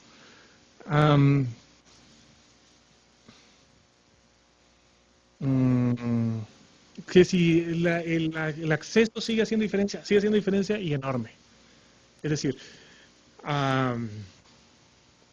uno podría, hay una tesis general acá detrás de en lo que yo estoy planteando y que no lo traté acá porque no era el tema, en términos de acceso a educación y a los distintos niveles educativos. La tesis es más o menos esta.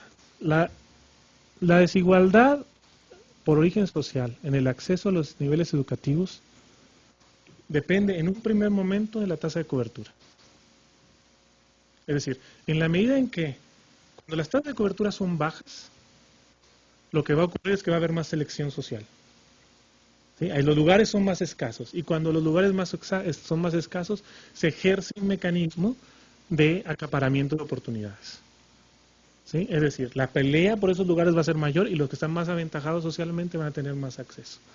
En la medida en que el acceso a la educación superior, por ejemplo, esté restringido, va a haber más pelea por esos lugares. Y entonces el efecto de la desigualdad sobre el acceso va a ser mayor. Este es un primer momento. Pero luego viene un segundo momento.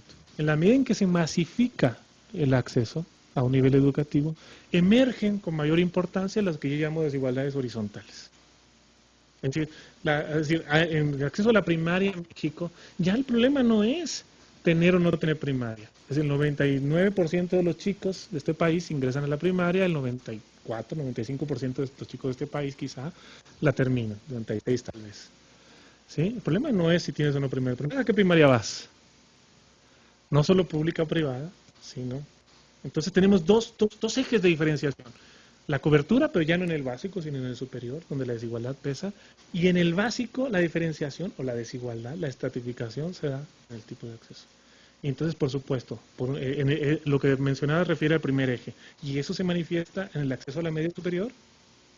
Ya es un problema. O sea, tenemos que cerca de 30% de los chicos, 35%, están saliendo entre que termina tercero de secundaria y el primer año de educación media superior.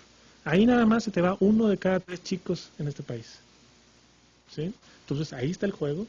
Y luego, en el paso superior, el acceso sigue siendo fundamental.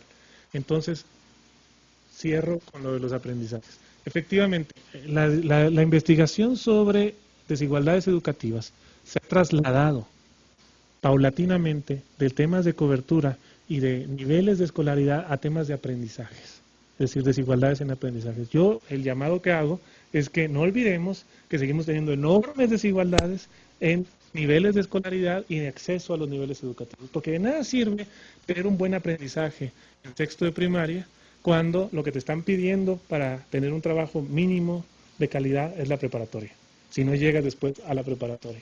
Es decir, tenemos que pensar para entender cómo la desigualdad opera en el mercado de trabajo, en el tema no solo de las desigualdades de aprendizaje, sino cómo eso se traduce en logros educativos, en credenciales y en niveles educativos aprobados. Entonces, no quiero decir que no sirva el análisis de aprendizajes, por el contrario, porque es muy importante, pero no tenemos que olvidar que existen enormes diferencias en términos de progreso escolar y de cobertura.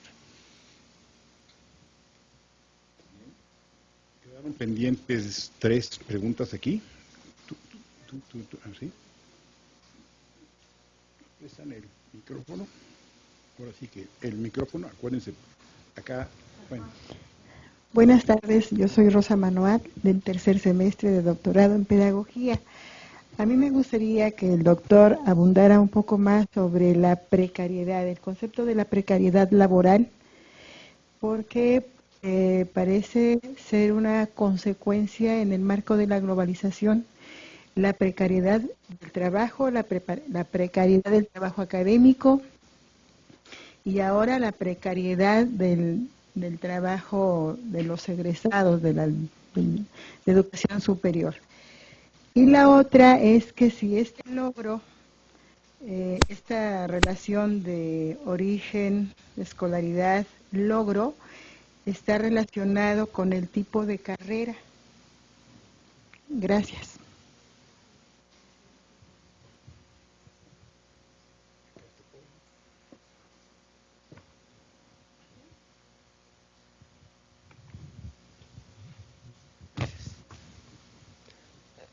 Buenas tardes, mi nombre es Limberg Alexander, del Instituto Politécnico Nacional. Bueno, tengo un cuestionamiento que me surge de la siguiente manera. El trabajo de calidad a la cual los jóvenes con mayor escolaridad, nivel escolar, ingresan, ¿de qué manera beneficia a las situaciones socioeconómicas? No propiamente familiar, sino como un desarrollo económico para el país. Esa es mi cuestión. Gracias.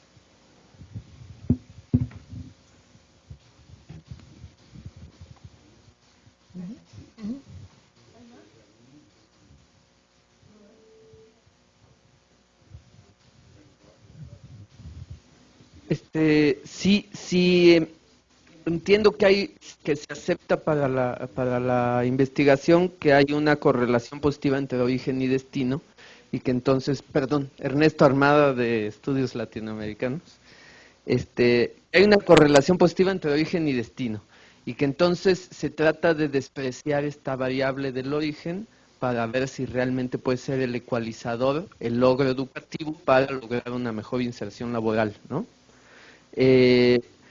Y entonces se asume que en el pasado así era. Y entonces mi pregunta es si más bien en el pasado no pasaría lo mismo que ahora intentas demostrarnos con tu investigación, sino antes también había una correlación positiva entre origen y destino que enmascararía esto que ahora tratas de desenmascarar. Y si hay alguna referencia en alguna otra parte del mundo, o que se haga una investigación igual, ¿no? Que algún otro referente en el mundo que intente hacer seguir este mismo procedimiento.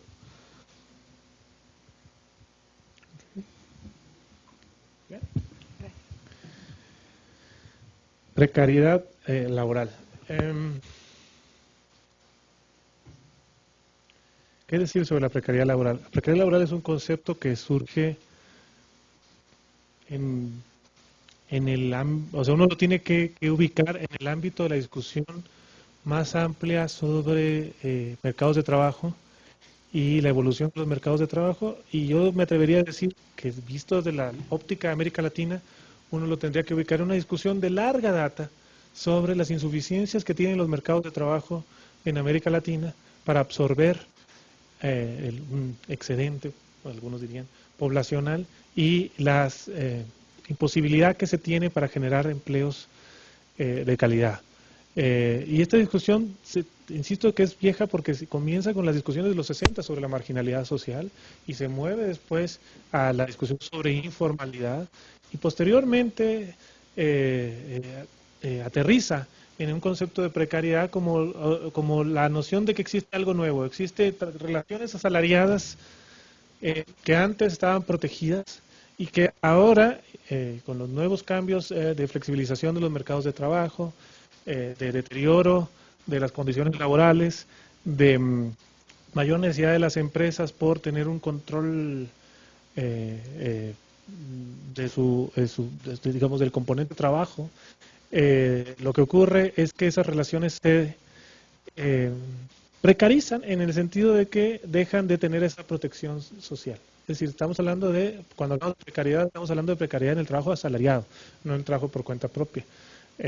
Típicamente así se le entiende, es decir, solo entra para el universo de asalariados. Hasta ahí vamos bien. Yo en ese sentido con el concepto no tengo ningún problema. Cuando empiezo a tener problemas con un concepto como el de precariedad laboral es cuando se dice que la precariedad laboral es una nueva fuente de desigualdad que ha venido a borrar las viejas desigualdades. Es decir, la precariedad se impone. Si estamos en la sociedad precaria, en la sociedad de la precariedad, donde el nuevo eje de la desigualdad es entre la masa precarizada, que son casi todos, y los otros que están en la cima, una élite que no es precarizada. Y yo ahí la cosa me empieza a resultar un poco complicada porque, en parte porque a mí no me conviene. Yo soy un analista de las clases sociales y entonces para mí el concepto clave es la clase social. Y entonces mi respuesta a eso es que vamos a ver empíricamente, vamos a demostrar eso empíricamente. Vamos a demostrar que un viejo concepto como el de clase no se asocia con las condiciones de precariedad y con la probabilidad de precariedad. Y no lo tengo acá, lo tengo en otro trabajo que acaba de salir en la revista esta, ¿cómo se llama? La revista francesa Review de América Latina. A veces lo paso aquí en el referente, en donde yo analizo cuál es la probabilidad de que una persona asalariada esté con una condición precaria en función de su condición de clase. Y lo que yo puedo demostrar es que la nueva precariedad se monta sobre la vieja estructura de clases. Es decir, los precarios son los jodidos. Los precarios son los trabajadores manuales de baja calificación. Los precarios, no es que no haya precarios entre los académicos, pero es como yo siempre les digo a mis estudiantes: oigan, ustedes se identifican, es muy noble de ustedes identificarse con los proletarios, pero eso nos ubica en el percentil 90 de la distribución de ingresos de este país. Su bequita con esa que ustedes dicen que no, esa los ubica en el percentil 90 de la distribución de ingresos. Hay de precariedades a precariedades, ¿no? Vayamos entendiendo que hay diferencias en este punto, ¿no?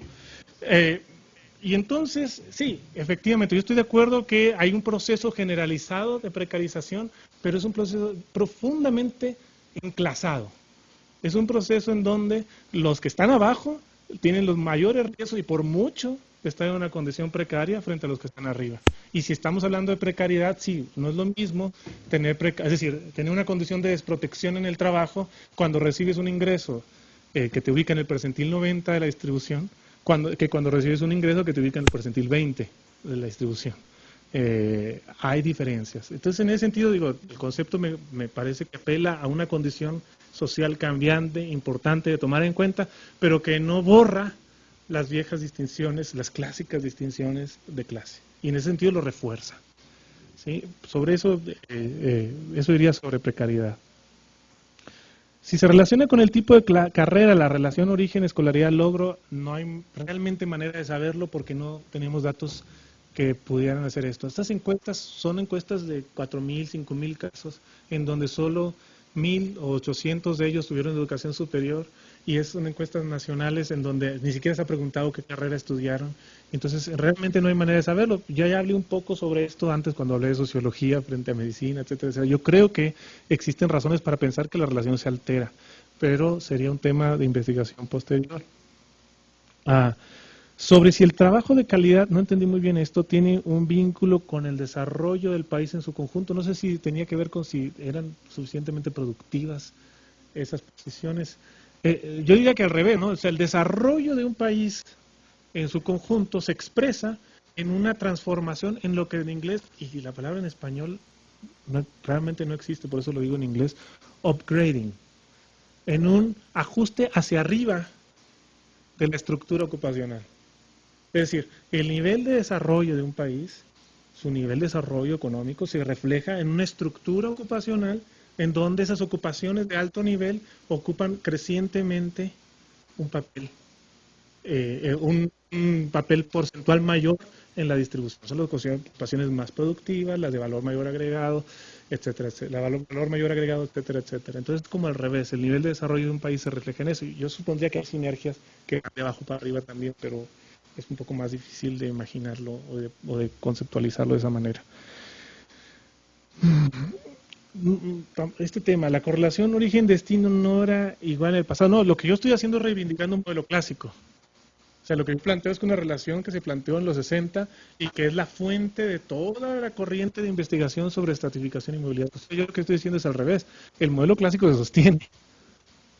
Si la relación se sostiene entre origen, escolaridad, destino, se sostiene, y la escolaridad, y lo puse desde un punto de vista bastante optimista, si ustedes quieren, y ahora lo voy a refrasear. Dije, la educación es el gran ecualizador. Bueno, al mismo tiempo la educación es el gran diferenciador. Es decir, la educación es la banda de transmisión de las desigualdades. Moviendo la educación podemos alterar la relación, pero al mismo tiempo la educación tal cual está reproduce desigualdades. Y ese es el modelo clásico de estratificación. Esto, en México existen estudios clásicos sobre esto. Existe el estudio de Balán, Browning y Yelin en Monterrey en 1965, se llama El hombre de una ciudad en desarrollo, publicado por el Fondo de Cultura Económica. Ese libro, mi tesis doctoral, y que después se convirtió en mi libro sobre movilidad social en Monterrey, es un reestudio de Monterrey 35 años después. Entonces yo tomo los datos de Balán, Browning y Yelin en 65 y comparo y encuentro similitudes y diferencias, ¿sí? Para México, para la Ciudad de México existe el trabajo de Landino Oliveira, de Humberto Muñoz y de Claudio Stern. No recuerdo el nombre, marginalidad, también sobre movilidad social, que es como el hijo de Frankenstein, porque es el hijo de Balán, Browning y Yelin. Ellos se formaron ahí y lo hicieron. Existe clásicos, me refiero, estudio de Contreras, que es un estudio liderado por Pablo González Casanova, acá en la UNAM, publicado en 79, una cosa por el estilo. Entonces esos son los clásicos. Y más recientemente hay más trabajos sobre movilidad, donde los efectos de escolaridad se analizan. A escala internacional, te diría que buscaras a Richard Brink, que es de la Universidad de Yale. Es un investigador que básicamente está en este momento enfocado en analizar cuál es el papel de la escolaridad como mediador entre orígenes y destinos.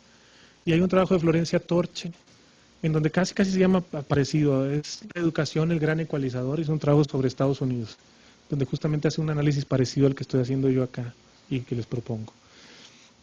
Entonces esos son los referentes que te podría dar para mayor búsqueda.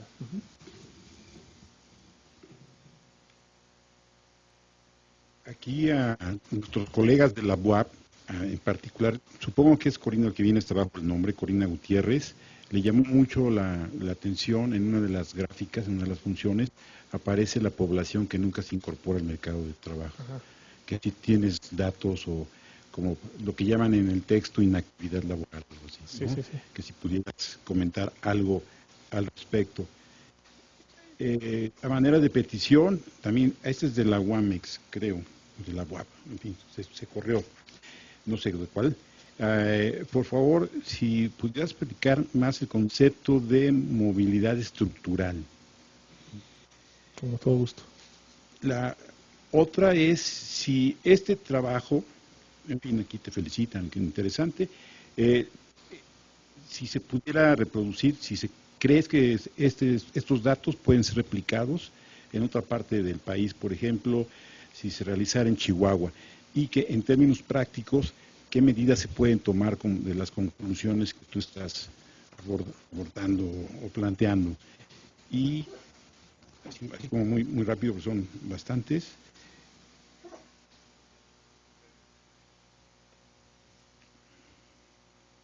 Bueno, lo de hablar de que esta última discusión que ha habido, que la universidad como fábrica de desempleo, luego entonces, tu modelo que plantea, ¿sí?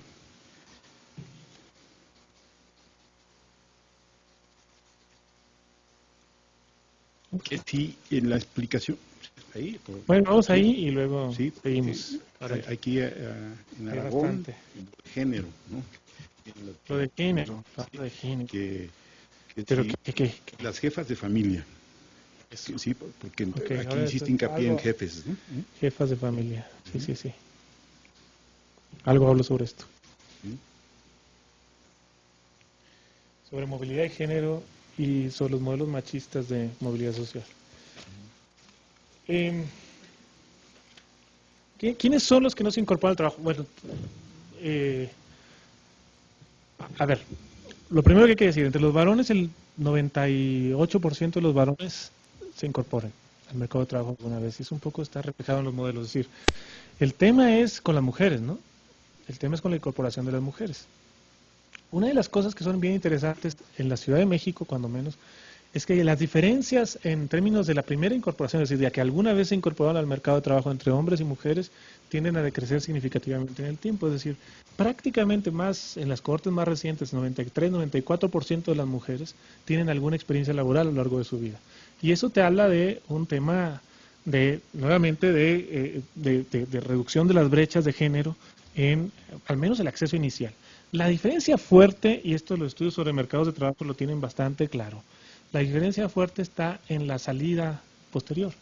Es decir, las probabilidades de que una mujer salga al mercado de trabajo son bastante mayores que las de un hombre, y de que una vez que salga, permanezca afuera, son bastante mayores a las de un hombre.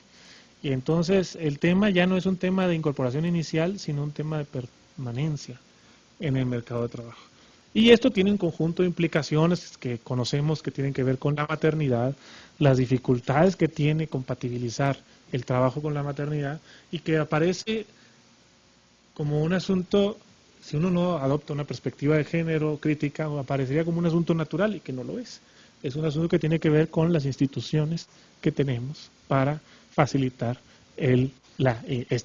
esta tarea, que efectivamente es uno diría un imperativo biológico, el hecho del embarazo y al menos la maternidad y la relación de maternidad inicial madre-hijo, pero que se resuelve con instituciones de bienestar que de alguna manera propician y que facilitan y dan todas las facilidades para que esa relación no implique el abandono definitivo del mercado de trabajo de las mujeres.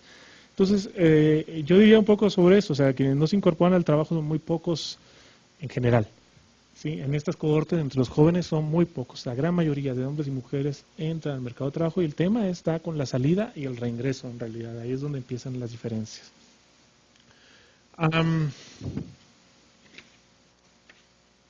¿Qué es la movilidad estructural? Un poco de historia sobre los estudios de movilidad social en América Latina.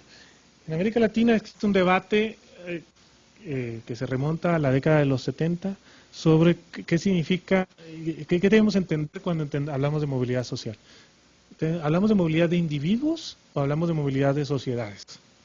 Es decir, uno puede entender, y hay una corriente bastante, digamos, estructuralista y centrada en las corrientes marxistas que desdeñaba los análisis de movilidad individual. Casi todo lo que yo hice, salvo lo que digo al final, se refiere a movilidad individual, ¿sí? Movilidad de individuos que comparamos a lo largo del tiempo. Cuando hablamos de movilidad estructural nos estamos refiriendo a cómo se mueve una sociedad en su conjunto en términos de la generación de oportunidades. Es decir, una sociedad que tiene movilidad estructural es una sociedad, por ejemplo, que se transforma de ser una sociedad agrícola a ser una sociedad industrial. ¿Sí? Hubo un cambio en el mercado de trabajo, en la estructura del mercado de trabajo que implicó destrucción colectiva de posiciones laborales en la estructura agrícola y construcción o generación de oportunidades laborales en el ámbito no agrícola, en el ámbito de la industria. Y posteriormente se traslada ese cambio hacia los servicios. Entonces, cuando ocurre eso, ese cambio social amplio, acelerado, etcétera, etcétera, como por ejemplo ocurrió en México entre 1940 y 1990-2000, lo que ocurre es que los individuos forzosamente en su proceso de cambio intergeneracional con respecto a los padres van a tener movimientos hacia las posiciones que se están creando. Tiene que haber un movimiento forzoso, porque ya no hay posiciones agrícolas, por ejemplo, para darle lugar al 30-35% de la población de hace 30 años. Ahora solo hay posiciones para el 11%. Entonces hay un 2/3 ahí que tendrán que moverse hacia otras posiciones. Eso es la movilidad estructural. El problema con el análisis de la movilidad estructural es que no toma en cuenta de que más allá de la movilidad estructural los individuos cambian de clase. Es decir, hay algo más allá de la movilidad estructural. Entonces, estos análisis lo que vaticinaban con los procesos de crisis económica, por ejemplo, que vimos en los 80 y en los 90, con el estancamiento de la estructura ocupacional, con el cierre y los procesos de precarización y de deterioro del mercado de trabajo, es que se acabó la movilidad.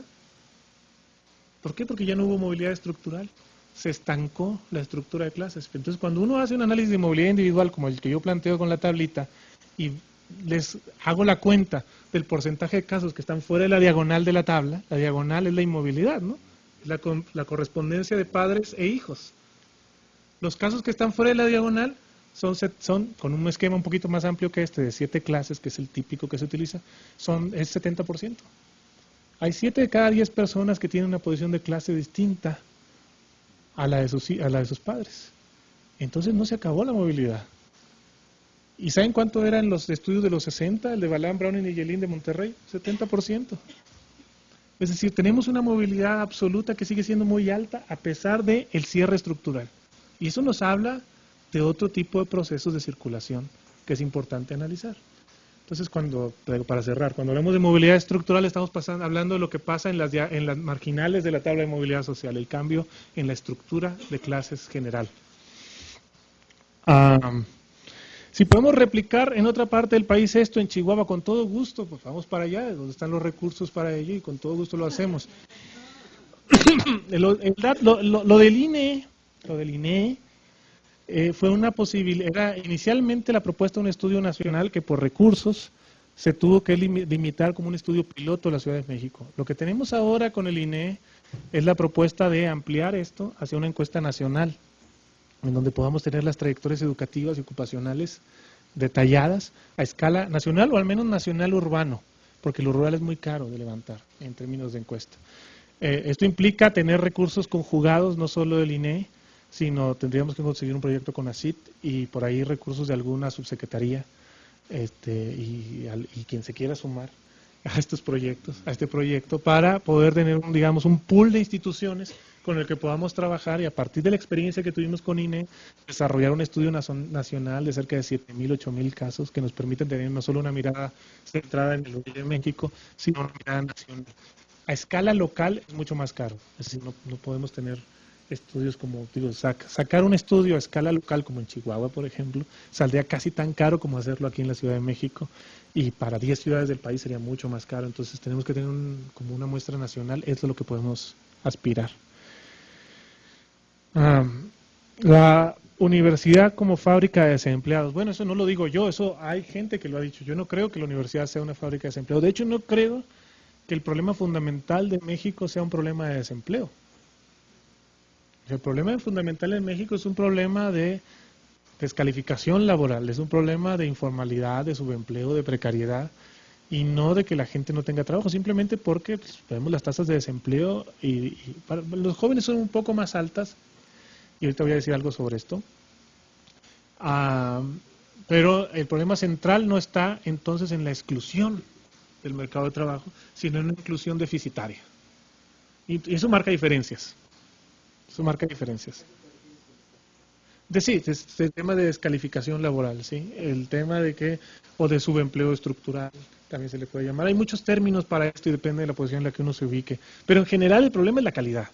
O sea, el problema es que el desempleo está ahí, y particularmente entre los universitarios, egresados universitarios. Pero la pregunta que uno tiene que formularse con eso, para no ser tan pesimista, es el tema de lo que es el salario de reserva, es decir, la discusión sobre hasta qué punto el hecho de que las tasas de desempleo entre quienes son egresados de la institución de educación superior sean más altas nos indica que también tienen más posibilidades de quedarse desempleados y son más exigentes con los empleos que están buscando.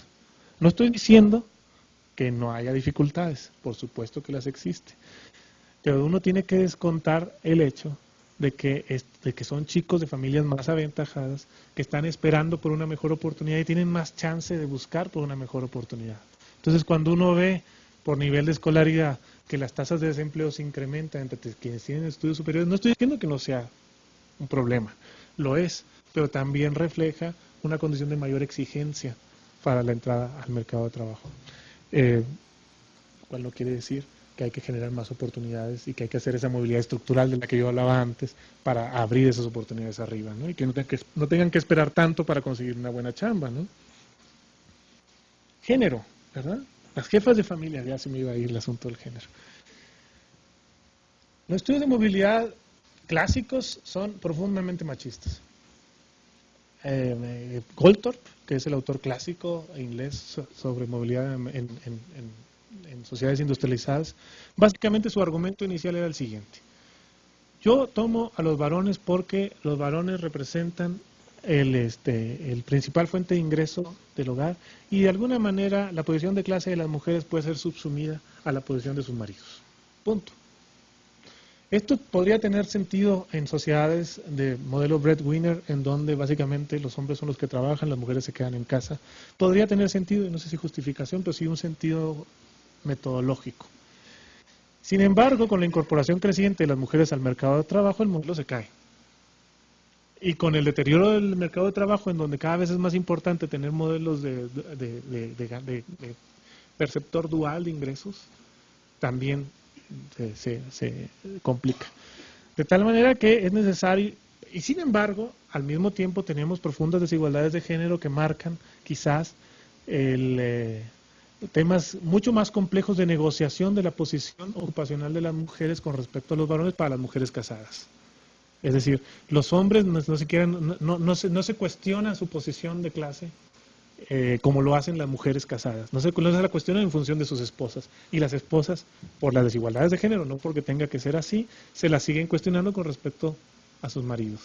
De tal manera que entrarle al tema de la movilidad de las mujeres implica resolver el tema de la imbricación entre sistemas de parentesco, relaciones de pareja, relaciones desiguales de pareja e integración al mercado de trabajo. Es un tema bastante complicado. Soluciones prácticas puede haber varias.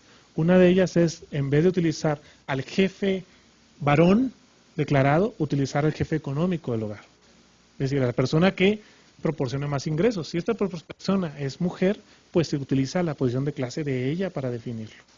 ¿Sí? La otra es construir sistemas de clasificación cruzada, en donde uno tiene el varón y su posición de clase, y la mujer y su posición de clase. Esa segunda no la recomiendo mucho porque se empieza a hacer un desastre en términos de número de casos. Las combinaciones son enormes, ¿sí? Entonces, si uno tiene una muestra de 300,000 casos, quizá lo puede hacer, pero con 2,000, con 1,500 te empiezas a tener problemas.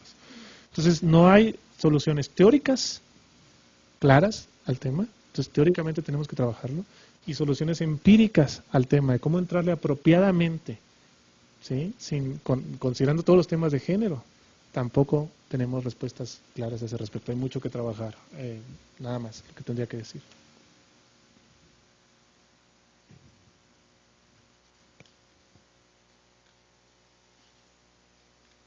¿de qué manera se podrían afectar o afectar las relaciones del modelo con base en programas compensatorios? Sí. O si programas compensatorios específicos para las relaciones se dan en el modelo. Si en el estudio o los estudios que planteas, en dónde queda el trabajo informal o si las categorías que están aquí incluyen el trabajo informal. Sí, estoy tratando así como de reducirlo. Y si lo que se plantea es aumentemos la tasa de cobertura, a final de cuentas, ¿qué puede predecir el modelo? De alguna manera, y creo que ya lo dijiste, al aumentar la tasa de cobertura, ¿sí?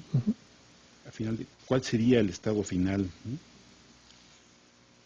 Creo que serían. Así que los demás ya, de alguna manera, ya están contestadas o referidas. Y voy a hacerlo otra vez. Aquí le puedo hacer propaganda al blog. Entonces, en el blog vamos a poner las referencias. Perfecto. ¿Sí? Sí. Y todas las indicaciones que se han planteado y voy a reproducir las preguntas. Muy bien. ¿Sí? En el blog. Los programas compensatorios. El término, yo hablaría de acción afirmativa, ¿no? O sea, programas de acción afirmativa. Es decir,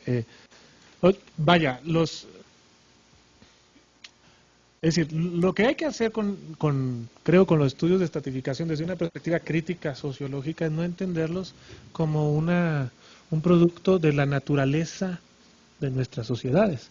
Estas sociedades en el estado actual con las instituciones que tenemos. De hecho, tenemos instituciones, y me atrevería a decir yo, que están construidas, montadas sobre la estratificación social. Es decir, piensen ustedes en nuestro esquema de salud, de protección en términos de salud. Es un sistema que estuvo basado primero en la incorporación de los trabajadores formales, asalariados privados a través del IMSS, pero segmentados de los trabajadores del Estado a través del ISSSTE, con una serie de subsistemas de privilegio para ciertos trabajadores del Estado, por ejemplo, el Instituto para el Petróleo, de Trabajadores Petróleos, que tiene su sistema aparte, y después, para la población abierta, otro sistema que ahora se sustituye por el Seguro Popular. Tenemos un sistema que está montado sobre la estratificación social. Es decir, tenemos esquemas de incorporación, por no hablar de escolaridad, pero ustedes pueden hacer, porque la UNAM es una cosa, la UAM es otra, y pensemos en prepas. En las prepas de la UNAM, todos los subsistemas públicos de preparatoria, profundamente estratificados y que incluso se construyen en términos de su justificación para cubrir a distintos segmentos de la población con distintas necesidades, pero son profundamente estratificados. Entonces, cuando hablamos de programas compensatorios, hablamos de un primer paso, que es un paso previo, que es reconocer que tenemos todo un entramado institucional que está construido sobre la estratificación, que está construido a partir de una naturalización de la desigualdad. Entonces uno tendría que pensarlo al revés. ¿Cómo vamos a modificar nuestras instituciones para que sean instituciones integradoras? Instituciones que no se basan en la construcción de la diferencia. ¿Cómo vamos a pensarlo desde la UNAM? ¿Qué tenemos que hacer? Desde el Colegio de México, ¿qué te digo yo? ¿Por qué menciono la UNAM? Es el Colegio de México. Institución pública, profundamente elitista. ¿Sí? ¿Qué tenemos que pensar como institución para pensarnos en términos de integración social? Es decir, que el eje de la construcción y la transformación de la institución sea la integración y la reducción de las desigualdades. Entonces, partiendo de ese punto, sí, claro, necesitamos programas compensatorios, pero necesitamos una nueva arquitectura institucional que no está basada en la construcción del privilegio y en la legitimación social de ese privilegio. Por ejemplo, y no voy a hablar de la UNAM, voy a hablar del Colegio de México, como los que entran acá son los mejores y los que tienen y que su clase social no importa. La meritocracia, que esconde profundas discriminaciones de clase. ¿Sí? ¿Qué tenemos que hacer? Entonces, cuando desmontamos la ideología de la meritocracia, a lo que llegamos es a los programas de acción afirmativa y de compensación. Es decir, vamos a desmontar el mecanismo meritocrático. ¿Qué tiene que hacer la UNAM, por ejemplo, para permitir que los chicos de estratos sociales bajos entren a sus preparatorias? ¿Confiar en un examen que discrimina según el origen social? ¿O no tendría, cómo tendríamos, qué tipo de acción tendríamos que instrumentar? Por ejemplo, ¿por qué no nos planteamos que el 1% superior de todas las secundarias públicas de esta ciudad tengan acceso directo a la UNAM? Es un plan alternativo. Es un plan que compensa en términos de que las condiciones sociales de educabilidad de los chicos están profundamente vinculadas a dónde están las secundarias. Y está premiando a los mejores, pero en un contexto social específico, no haciendo tabla rasa y omitiendo ese contexto social. ¿O por qué no generamos un sistema de ingreso al Colegio de México en donde, para no insistir, un sistema de ingreso al Colegio de México en donde estratificamos por origen social y tomamos al 1% mejor en cada uno de los deciles para elegir, o al 2% para elegir a los 20 estudiantes que entran al doctorado de Sociología? Y nos bancamos el hecho de que vamos a tener estudiantes del decil más bajo de la distribución de ingreso que van a tener deficiencias acumuladas, y nosotros nos tomamos el trabajo de compensar, ¿sí?, y la molestia, y lo que sí representa un lío, ¿sí? Pero tenemos que repensar. Entonces estoy completamente de acuerdo, pero tenemos de que hay que tener programas de compensación, pero no basta con eso. Hay que tener una reingeniería institucional y de nuestra mentalidad para dejar fuera o relativizar los criterios de legitimación de la desigualdad que tradicionalmente impactan en nuestras reglas de acceso y continuidad de nuestras instituciones educativas. Eso en el ámbito educativo, y podría seguir con la justicia, la salud, la vivienda, etcétera, etcétera. Si el trabajo informal está incluido en las categorías, bueno, básicamente está incluido en la última parte del análisis, porque ahí sí hay una distinción entre trabajadores formales e informales. En la primera no. Entonces, pero es importante, digamos, construir esquemas de clase que incorporen esta dualidad o esta heterogeneidad estructural, y eso es un trabajo pendiente para quienes trabajamos estratificación. Normalmente lo que hacemos por comparabilidad y por un poco pereza mental y para ponernos de acuerdo, porque si no nunca logramos hacer nada, quienes hacemos trabajo comparativo internacional en América Latina, es adoptar los esquemas que se utilizan en países industrializados.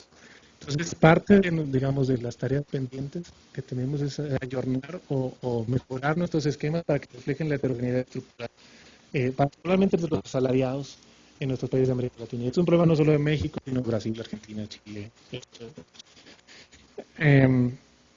Bueno, lo de la tasa de cobertura un poco ya lo contesté. O sea, ¿qué pasaría si uno aumenta la tasa de cobertura? Si uno aumenta la tasa de cobertura, digamos, de la educación superior, creo yo que en un primer momento no necesariamente se reducirían las desigualdades, no necesariamente, porque es tan baja ahorita la tasa de cobertura que probablemente el incremento de la tasa de cobertura implicaría mayor acaparamiento de oportunidades de los que están arriba. Tendría que llegarse a un nivel de saturación entre los que están arriba. Todavía quienes están en los estratos superiores, no todos hacen estudios superiores, todavía 60, 70%. Entonces, si hay ganancias, habría que garantizar con medidas de acción afirmativa que las ganancias se distribuyan para abajo.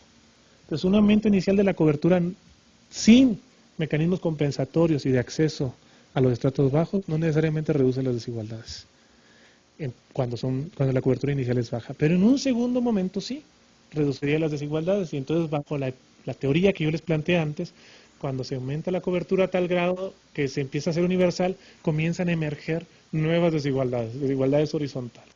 ¿Qué escuela vas? ¿Qué carrera estudias? Y eso marca enormes, o tendría que marcar enormes diferencias.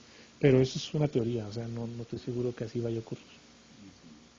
Sí, es una simulación, sí. No, ya estamos. Bien, pues agradecemos su presencia. Patricio, otra vez, igual que pues muchas gracias. Realmente ha sido pues muy aleccionador, cuestionador de muchas cosas que planteamos. Pues muchas gracias, y gracias a ustedes. Debemos verte pronto aquí otra vez. Para el